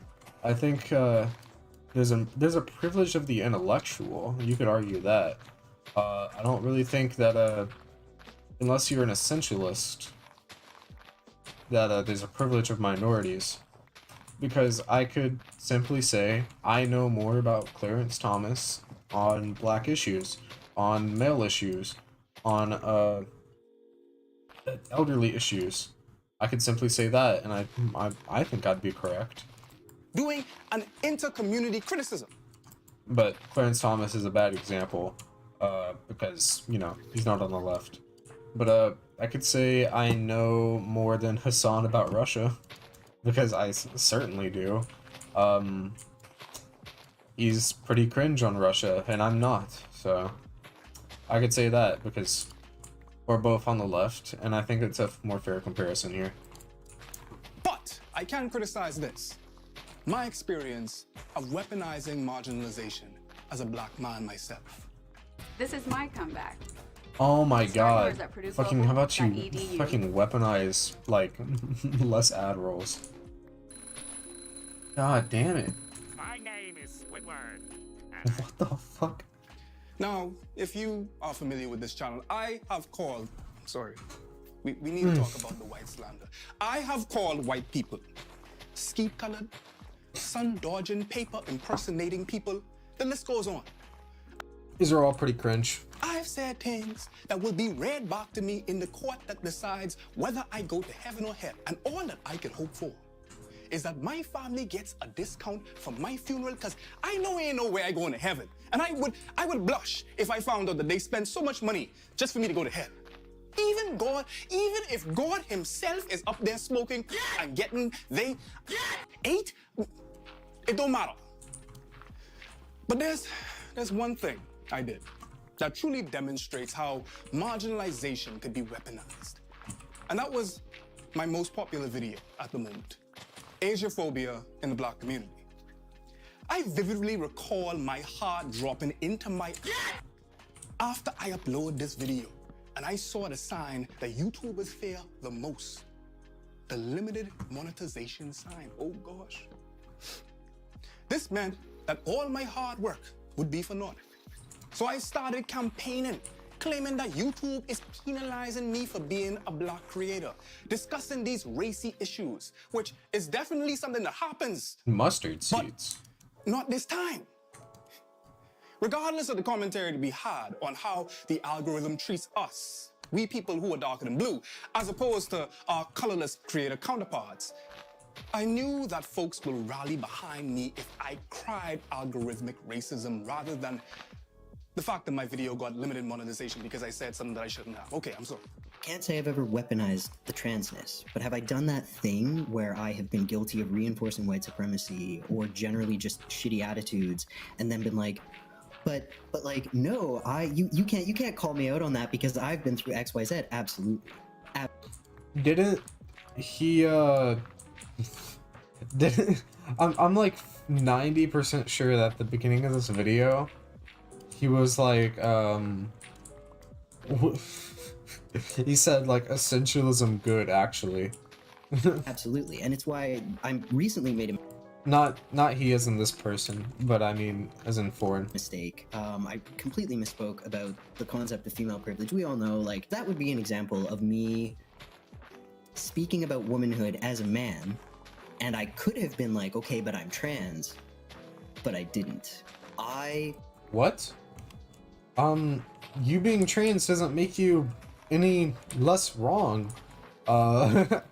If what you said in your video is wrong, it's wrong no matter if you're trans or you're cis. Became an adult when I came out. I became a better person when I came out. I became a real person when I came out. Prior to coming out, I was more likely to fall back on having been oppressed as a woman than I ever have been as a trans person. Then I forgot you were ever a woman. I was just like, I forget too. I lived as a woman so thoroughly that I believed it myself for a long time. And the most obvious example would be like the white woman tears thing, right? Like, did I ever do it in such a way that I was harming someone directly? Not that I can remember. I certainly fucking hope not. However, did I speak as a white person and then respond as a woman? Yes, absolutely.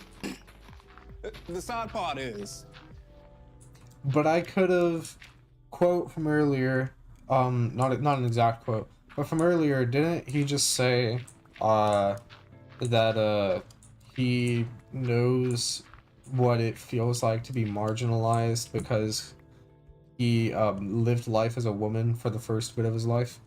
I could be misunderstanding that, but I'm pretty sure that's what he said. is that it worked. The limited monetization was lifted. I paid my rent, and the video went on to be acclaimed by my critics and contemporaries. But I bit the hand that fed me to do this, to get this acclaim.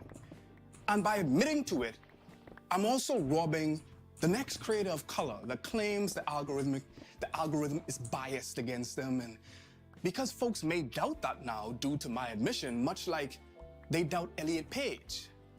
when they call him the new Jussie Smollett without even knowing the veracity of his tears. What? I mean, I guess you're both the same in that you're both liars, but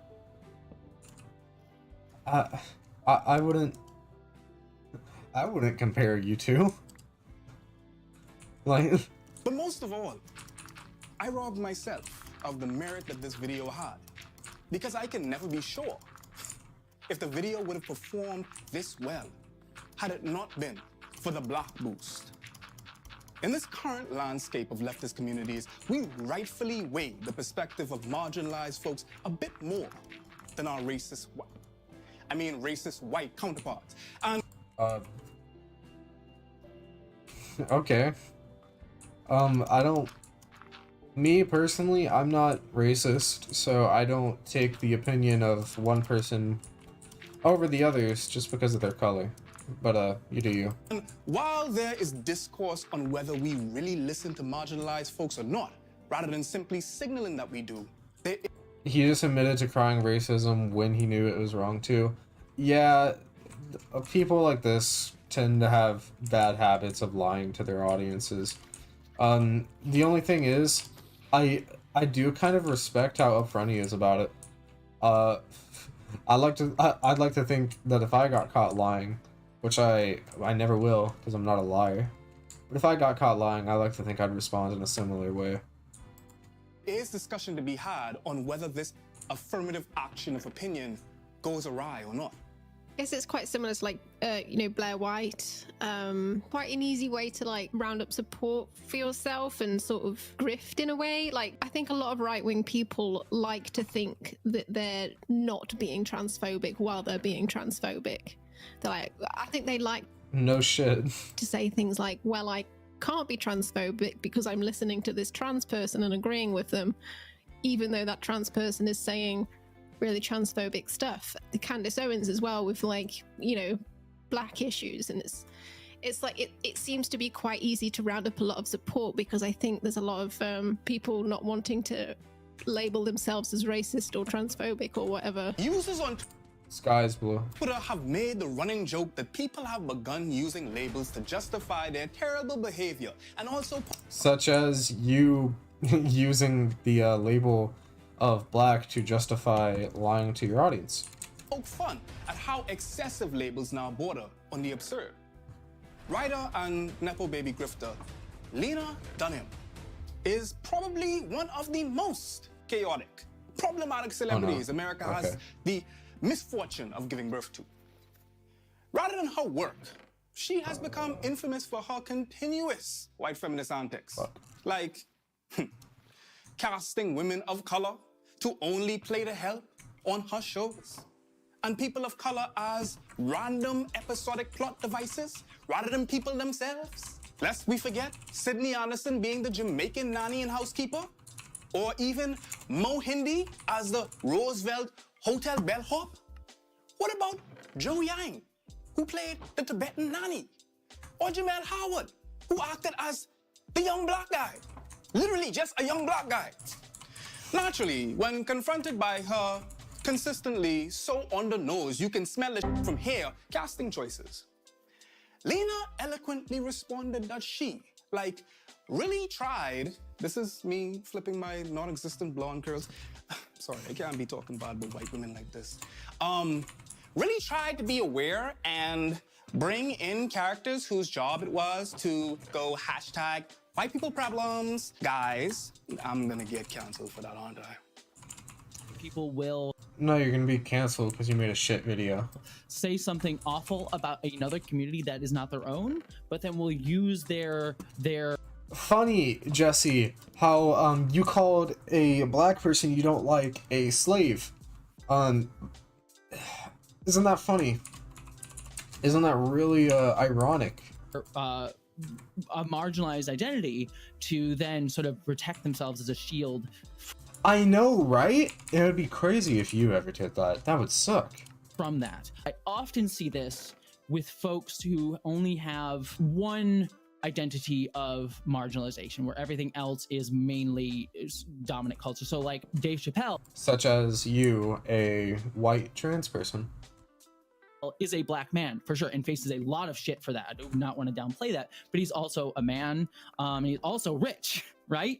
And so like he will like pull out his blackness to defend all the other horrific like classist shit that he does, homophobic, transphobic shit that he does, but he'll pull out his blackness. Same thing you see with J.K. Rowling. Well, often when she does transphobic, homophobic, she will say like, well, I'm a woman, you're attacking me because this is TERFs always do this, like you can't attack me because I'm a woman. This is sexism, you see. This is they like pull on that because I think one, it allows them again to sort of remove themselves from responsibility for their actions and center their marginalization to do so. But then also I think it's also just because an unconscious thing is because they see Jesse gender projection so obvious. Yeah, she be doing that. She be doing that because they understand what it is to face sexism in certain respects. They seem to think that all criticism of them is that thing. Because, of course, solving white people's problems and acting as a foil is definitely the job of people of color, and certainly not the job of her extremely mayonnaise characters to look internally at their own flaws and, you know, I don't know, maybe have some character development. Mind you, this the same director who onboarded Donald Glover to act, who is extremely problematic by his lonesome. He need no help. What? What? In the same show, during the very... No way, we're coming out as anti-Donald Glover here? Come on now. Come on. Same time, she accused this character of fetishizing her whiteness. And she claimed that she don't see race and doesn't see him as a black man. I am not making this up. Erasure of others' identities and experiences while simultaneously using their own as a certified get-out-of-jail-free card is a huge tactic among Lena's ilk. Her antics, of course, don't end there, though. They just keep on going. Because tell me why. This woman visited Japan and penned an Orientalist piece about how she had yellow fever and described a Japanese art dealer as being gorgeous like the strong, sexy, dreadlocked Mongol in Crouching Tiger, Hidden Dragon. Yikes. People of color aren't exempt from this phenomenon, however.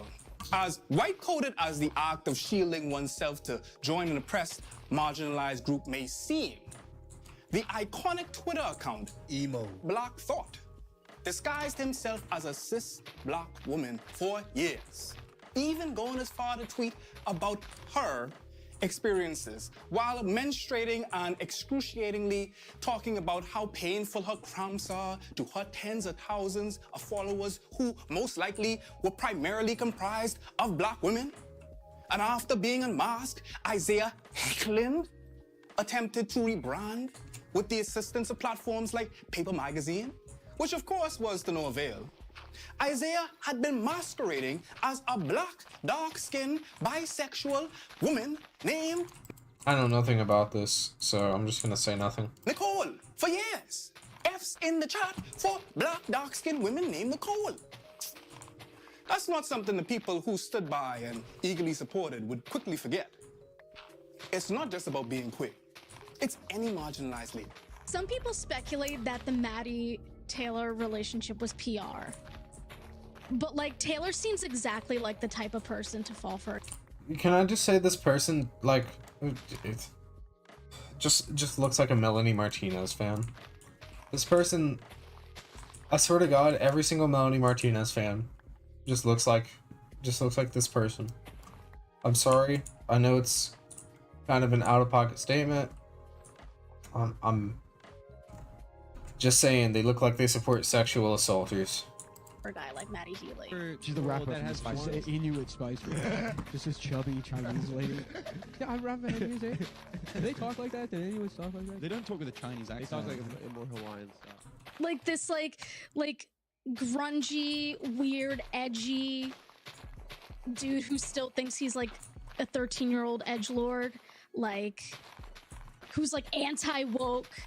Yeah, like I'm gonna come for Taylor Swift, and not because I'm a misogynist, but she seems like the type of woman who says she's an ally to the gay community specifically, and she'll go to like all the parades, she'll like say yes queen when she sees a drag queen, but she won't correct her homophobic boyfriend. Someone tweeted a picture of Taylor in front of like a plate of cookies that said Biden 2020 on it, and was like, how can she be racist? Yeah, some random person said this, so that makes it a good argument. Like, I'm not doubting that Taylor is a bad person, because she probably is. I'm saying there's better ways to make this argument, though. Biden, throw him in jail, Biden, like crime bill Biden. How are you black if you don't vote for me, Biden? Like, yeah. He's definitely a Bernie buster. Or maybe he's one of those people that doesn't vote because he doesn't participate in corrupt systems. Yep. It's the same energy as Kendall Jenner with the Pepsi. Blonde, bone straight wig, throw that shit, smudged lipstick, walking into the protest, panning to the pigs, token black and queer coded folks, product placement time, token Asian emo. Bow, I wanna be dapping me, damn the bacon hating. Watch me walk to him and end racism. He'll sure be taking pics as I swing my hips. He takes a sip and now racism over. J.K. Rowling's like, I experienced sexism. What? There was literally 0 point of that. Faced sexism as a woman. You know, I probably had to fight really hard to get my books out, to get them taken seriously. And you know what? I was right, because those books are amazing. They made billions of dollars, right? And so she's like, I know what sexism is, and I've seen it. And so when other people come to her and say, this is fucked up what you're saying about trans people, she then views that as sexism because it feels the same, because she doesn't like recognize the difference between the dominant culture and people in power attacking her versus like people below her, because again, she only has one intersection of marginalization, and so she only views it on this axis of like, I'm being attacked or not. There are a few case studies that hit close to home and near the bone because they belong to our very community. Yeah, it's time. So people over here might occasionally say whatever. Okay, I'll take people saying and supporting class emancipation than I will taking them saying not supporting class emancipation. Yeah. True. I'm doing gay ops on Tender Queers. I'm encouraging my followers to make Pit Crew accounts. Fellas, which would you rather have? A person who, like, has some, like, spicy language every now and then, but, is in support of almost every leftist cause? Or would you rather have a person who, says spicy things every now and then, or is in support of no leftist causes? That's a really tough choice for me, I think. Like, ideally, you'd have a person who isn't spicy and supports leftist causes. That's just not realistic, is it? Also, it just doesn't appeal to everyone. And infiltrate Tender Queer Twitter. So I've said this before, this is not new. This shouldn't be surprising to anyone who watches my content. I say the N-word sometimes in private. Isn't that literally like a 3-year-old clip? Once they catch wind of the plan, they're going to all become incredibly suspicious of pit crews, and they will eat each other alive. If you're a white dude, listen over here, this is the circle for white dudes who really love saying Nick. They love saying, they're like, okay, this is where they are, okay? Does it matter which pit crew? No, just use a random one. But the more diverse, the better. Me, when I use a clip of a trans woman who was in the peak of drug abuse, who was about to end her life maliciously. Electrolyte, instant hydration. Like, make it like a black butch lesbian. The cornbread tube versus white bread. Whole wheat bread. I just want to say this is a one-sided war that's only being perpetuated and kept alive by one side. And it's always one side attacks, the other responds, and then nothing else. So. Baguette bread tube saga has been plagued with a few names, but none as incendiary as Walsh. This is nice. What the devil? Y'all saw that? Easily one of the forerunners of the debate brosphere, and Listen, it's impossible to deny his indelible effect on the online left. That being said, he has employed many misogynies and tactical bigotries to make even the husk himself blush. I'm sorry. I still don't really see anything wrong with joking misogyny. Like, obviously saying the N-word is bad. I'm not gonna defend that. But I don't see anything wrong still to this day with a misogynistic joke that is meant to perpetuate leftist values that was used against, you know, what might as well be just like a Nazi. I don't see anything wrong here. Now, there are far better breakdowns of the many transgressions that these folks have made that will be linked here. But I want to discuss very briefly make a chisel. how they seem to shield themselves with their marginalized status. If you create progressive content on this platform, you have had an overlapping audience with Walsh. Ergo, many folks will come in your comments clamoring about when will you talk to Walsh, claiming that we have more in common than in contrast. Give him a chance. True. He's clipped out of context a lot. You know, all that horse and PDF file rumors, they're just rumors. Listen, Is it because it's raw? I don't care about that. You know what I care about? You know what foreign cares about? Big body foreign? I care about the racism. I care about the misogyny. You might be able to look past the bigotry, but one of the shields that are raised when criticizing Walsh is his queerness, of course. But the one I like the most is his autism. I'm a different kind of author. Big body foreign, they say. Yes, they call me that. Big body foreign. Here's Give him what a we're chance. doing. He's on the spectrum. Thus does not pick up on Here's what we're doing. social cues. For one, how dare you? No, seriously, how dare you take me to be the that Jesus rode to Jerusalem on? And secondly, how dare you infantilize and dehumanize autistic folk them by putting them in a category impervious to criticism? But most importantly, we know this not to be the case, because we have a whole Jesse damn gender who is autistic. I have so many thoughts about this. First of all, autism is a spectrum. It's not just like one size fits all. Second of all, Wolf, this is literally just tokenization. And if I were Jesse, I would be so mad about being used as a token, because I know she's smart enough to realize that she's being used as a token, but I guess she just doesn't care. Excuse being like, don't criticize this person because they can't communicate themselves as well because they're autistic. I used to work at a Boy Scout summer camp, and there was a gentleman who ran the rifle range and the shotgun range at our camp. There was this guy that he had issues with, and every at the end of every day we would do this, we'd march in formation, whatever, the paramilitary Boy Scout stuff, and we'd shoot off a shotgun, and this guy would shoot off the shotgun, and the one guy who was autistic, he would prepare the shotgun for him. And one day, because he was pissed off at the man, he put in the wrong shotgun powder that was just much louder. And that's dangerous when you have a weapon, even if the weapon doesn't have any bullets in it. And then we went and spoke to the guy, the autistic guy who ran the shotgun range, about this. And he's like, well, it was autistic. I didn't think it was like, I didn't think that it was a bad thing, and I didn't understand. I'm like, no, you run the shotgun range. You know about safety protocols. I know you do because you teach it.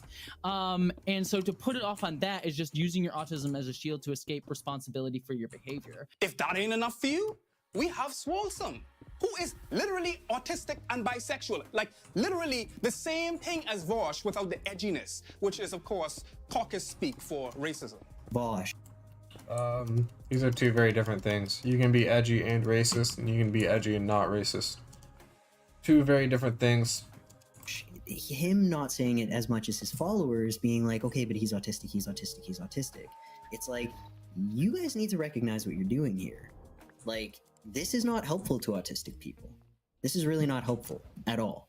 A lot of white autistic folks, in particular, Can I just say, I hate the way woke scold people, like the people in this video, use the word folks. Because I know for a fact that none of them have ever been, like, to the South. And they use folks as this really weird, like, inclusive thing. And it's just really cringe. That's all I really gotta say. Will have fallen into communities on the internet that are really misogynistic, that are really like racist, that are generally just have a lot of shitty attitudes, and they may have a basis that they're operating from where they think like that's kind of normal behavior. I've met autistic men in particular who think that, yeah, it's totally normal to say like scuzzy things to women. That's how men joke around, right? That's how it works. Here's where it starts to get more I could see why an autistic person, especially on like the higher end of the spectrum, would say that, especially if they're raised in an environment where that is like the normal thing to do. I can definitely see that happening. And I think he's interpreting this in the worst possible way, possibly on purpose. Complicated in my mind is if someone has told you that was inappropriate, I didn't like it, you now have enough information to correct the behavior. So even if you didn't have it before, now you do. Now you know. And so for me, the ableism comes into play there. When people are like, oh, but they're autistic, you're implying that we can't make those connections, and we absolutely can. To imply that an autistic person can't have that understanding, you are using ableism to enable behavior. I'm sorry, but as somebody in the Walsh community, I'm a bit of a Vushite. I've never seen this happen. Just never. It just hasn't happened.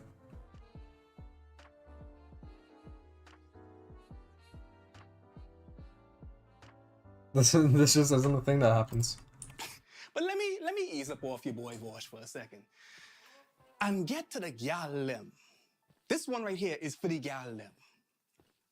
Geffels, probably one of the newest darlings of the left, due to what I like to call the effect, which is when something tragic happens to a person in a community, a marginalized community especially, and folks begin to rally behind them in order to ward off a common enemy, which in this case was Kiwi Farms.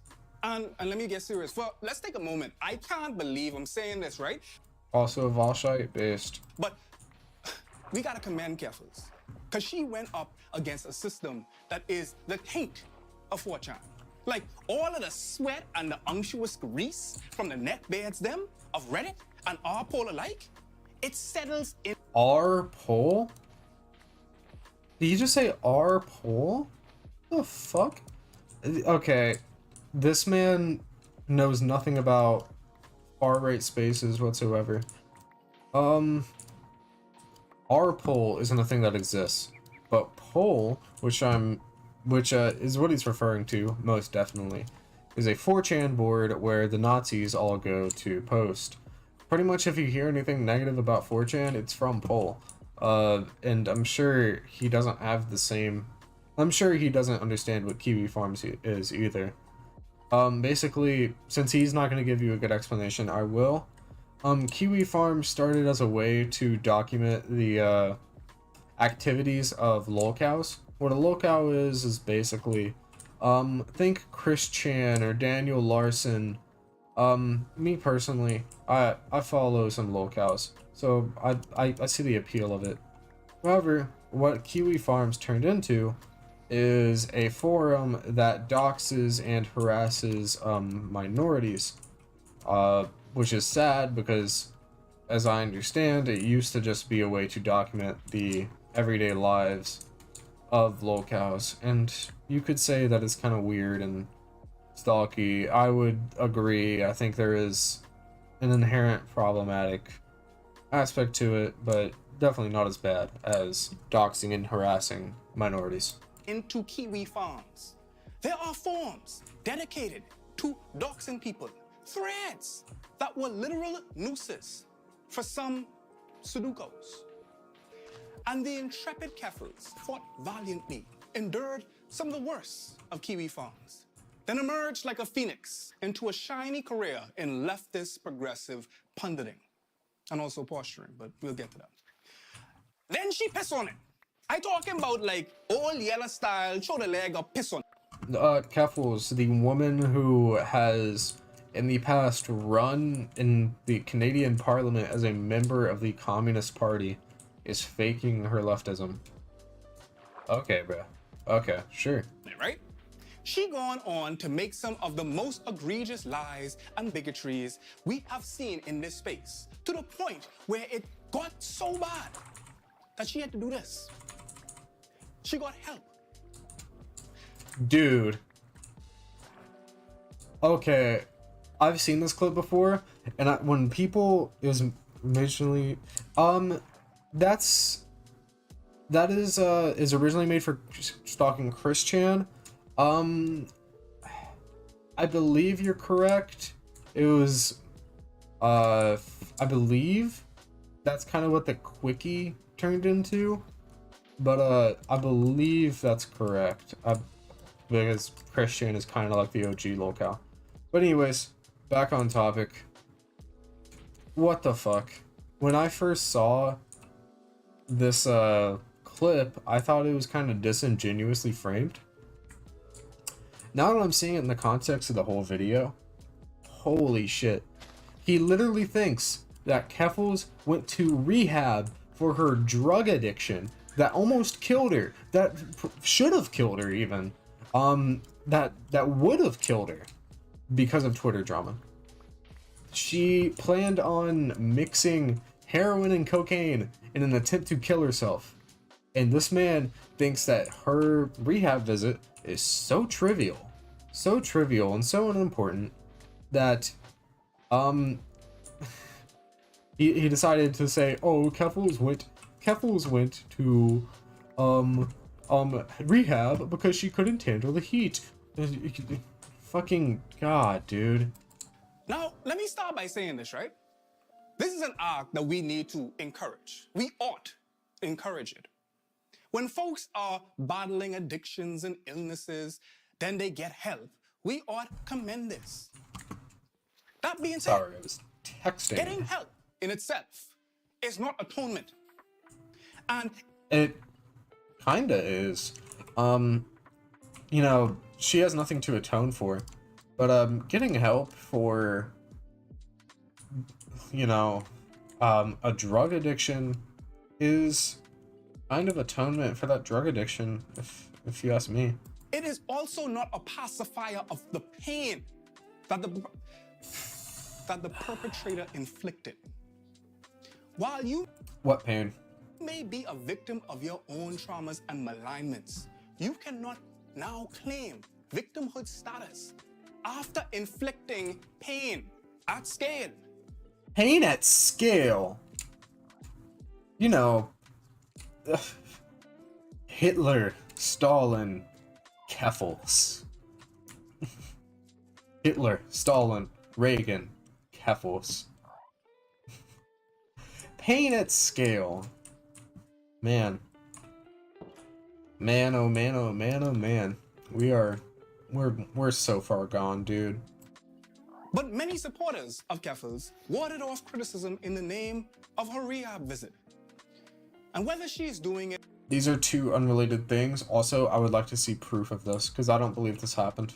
intentionally or not, Keffels is not only using her status as a trans woman that was attacked by one of the most vicious platforms on the internet, but also her status as a survivor of substance abuse. And she primped and preened the slithering coils of Medusa. So What the fuck? I'm still trying to figure it out. I'm still like working through with like a therapist and psychiatrist to like work through certain things. But I would say, as someone who has struggled with mental health for most of her life, one of my biggest pet peeves is when people use that as an excuse to justify behavior. When has she? The Keffels literally, when has she behaved poorly even? Man, fuck. God. Just to be clear, these people's version of behaving poorly is just not being like squeaky clean. Notice how he's not commending it. Oh yeah, well, I think he kind of did, but he definitely didn't commend it strong enough. As a person who's a watcher of Keffels, I think what she did going to rehab is an incredibly great thing, not just for her, but the people around her, and for her career as a leftist political pundit. I think she did an amazing thing for herself and for others. Yeah. I grew up with a lot of people around that. Like I remember I was in this like theater group once, and like one of my friends at the time was like really mean to this other girl, and she was like, I just have anxiety today. There was What? Literally? How? No correlation. No correlation whatsoever. definitely a point where like, especially during the pandemic, my mental health was affecting my parents, like the people I live with, because at a certain point I was in like a heavy depressive episode, and like I was just like, I essentially had a meltdown, and like my parents were gonna take me to a hospital to like try to like sort that out. That's what really like, that was like the moment for me where I was like, I need to be on medication in a general sense, because treatment looks different for everyone. It just prevents incidents like that from happening in the future, or like if some similar feelings like that pop up, you know how to handle it. But that doesn't justify or wash you of any. She didn't go to rehab for feeling guilty, or quote unquote guilty, about the woke scolds getting mad at her. She went to rehab because she tried to kill herself. Okay, you're giving yourself you're making yourself seem way more important than you actually are, and I think it really says a lot about you and your self-importance, how you are taking advantage of a trans woman, a trans autistic woman, attempting suicide, and you're using that. I think that really says a lot about you more than it does about her. Consequences, because you're preventing that going forward. Like, you still have to take accountability for how you acted in the moment, even if it was out of your control. Oh, yeah. Like, there's like this saying that I really love, that like, your trauma's not your fault, but it is your responsibility. White women in particular have been known for, and rightfully so, for their loyalty to whiteness above femininity when it serves them, only to return to the label of womanhood when it's time to don those I'm with her pins. With just Pearly Things as well, I think the way that she's like Comparing Keffels to a super trad. Come on, we know what we're doing here. Directly contradicting the things that she says by having a YouTube channel and by having her own career and not marrying herself off and having children. I mean, that fact in itself just kind of proves that it's quite an easy grift. You don't even have to live the values that you're putting out there. Like, they don't care. Like, as long as you're What does this have to do with Keffels at all? a woman who's agreeing with them, they don't care. So with our videos, you can kind of tell, like, we put a lot of time into them. We consider the things we're going to say, and it's a well sort of rounded video where Maybe you should consider it more, because holy shit, you're coming off as pretty stupid. if you look at just Pearly Things' content, it's terrible. She just sits in front of a camera and she just talks crap, and sometimes she won't even edit out when she's just sat there like scrolling through her phone. She'll just sit there for a minute like. While women of color, mostly black women and femmes as always, tirelessly labor to uplift their community's social position. Getting back to Lena Dunham, once again, fucking Lena Dunham is like the biggest punching bag ever to exist. Proving herself to be one of the worst people of 2013. What does this have to do with Keffels? I'm still like not sure. Tweeted that she'd be the first openly straight woman to French kiss the first openly gay NBA player. What? Anyway. And again, keep in mind that this is the same white woman who harassed Odell Beckham because he refused to engage with someone so absolutely deranged. Well, let's start. Can I just say this? I think, okay, this is completely unrelated to anything. OBJ is a fraud. He hasn't had a 1,000-yard season in a long ass time. He's washed. He doesn't deserve the $20 million that the Ravens gave him. Yeah, that's about it. That's all I gotta say. Start talking about language, its many forms, its meanings, and its evolution. A Canadian paper, the Toronto Star, once found itself in some internet drama over the concept of race and the verbiage they used. The Ontario Human Rights Commission had settled on a term in use to the reference of people of color, racialized people. Because they accepted that race is a social construct, they decided to use the phrase racialized person or racialized group instead of labels that they said were outdated, like racial minority, visible minority, people of color, and non-white. And so, in the feeble-minded attempt at being the Onion, a reporter at the Toronto Star headlined 5 other labels for people of color, non-whites, racialized people. I mean, surely the commission focused on human rights was being sensitive, just like the Gen Z weirdos. Always being such crybabies. Oh, there it is. Boom, right? baby. Well, readers naturally complained to the news outlet about her tasteless remarks. People hated that she was making fun of it. Well, less she thought that the labels themselves were funny, but the idea that creating new terms that were more inclusive is an exhausting, silly process that seems reductive.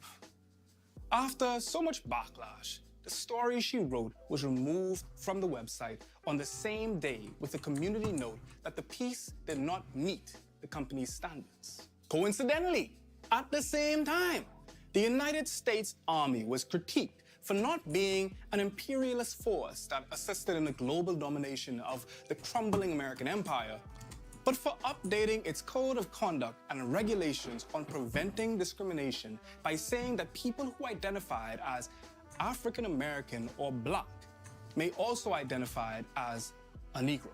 Personally, the term Negro... I mean, I think that's kind of weird considering the history of the word, especially in America.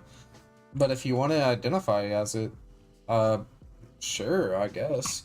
There are people who identify as African American, who identify as Black, who identify as that, who identify as other words that all mean the same thing. It really just comes down to what you're comfortable as. Like, there's some people who identify as white and some people who identify as European. And that's seen as a lot less cringe in our society. Also, I do think there's some other framing, such as, you know, European not traditionally being a slur, but you wanna use it to identify yourself, sure, why not? Negro exudes the I had a dream and well golly gee, better go grab me a soda pop after going to such a great party era. But, you know, I digress. The story was widely reported. People were shocked. The U.S. Army? Negroes? The policy hoped to provide fair treatment for military personnel and family members without any regard to race, gender identity, religious beliefs, or nationality, by proposing to provide an environment free of unlawful discrimination and offensive behavior. It then lists and defines the racial and ethnic group it aims to protect, with the word Negro being the one synonym in a long list of various ways those who fit into the term Black may choose to identify. Regardless, they felt the need to publish an apology and recall the verbiage. So here we are in 2023. We've got minorities, non-whites, and people of color. Many of us hear the term diverse being thrown around to encompass organizations, coalitions, or corporate employees' racial makeup. As in, we're so excited to have a diverse voice speaking on this particular issue. But these are terms that have really come to the forefront of discourse and usage only recently, only to be replaced with never hipper alternatives. Yes, words mean. How much longer? He's gonna talk for 9 more minutes. I think, to be honest, I think the video is like over, and I think he's just gonna babble on about like, oh my god. But yeah, the important part of the video is over. That's really all we care about. So, now that that's over, let's see how long. Oh my god. This was really terrible. I saw clips, and I saw how terrible it was. But I just didn't believe it until I saw it myself. And this is really something you have to see yourself to understand how terrible it is. And now that I have, I really understand. The woke scold side of the left YouTube, the self-identified as cornbread tube at this point, which is kind of weird, I think. And cornbread isn't even really a racial thing, it's more just like a southern thing. But anyways, it's kind of weird to identify yourself based on race, to have a big segregated community. And this is the products that we get in segregated communities. We get terrible, terrible hit pieces that say that the reason a trans woman went to rehab is because she got beat up on Twitter. We get stuff like this. It's really a shame. And people defend this, which is even more a shame. But anyways, that's been about it for today. Alright. Stream is Jover. It was a good stream today. I went on for a while. Wow. That lasted from 8 to, wow. That's a pretty long stream. Hell yeah, dude. I plan on doing streams every Friday. I want to do more stream content. We'll see, man. We'll see. Anyways, wait.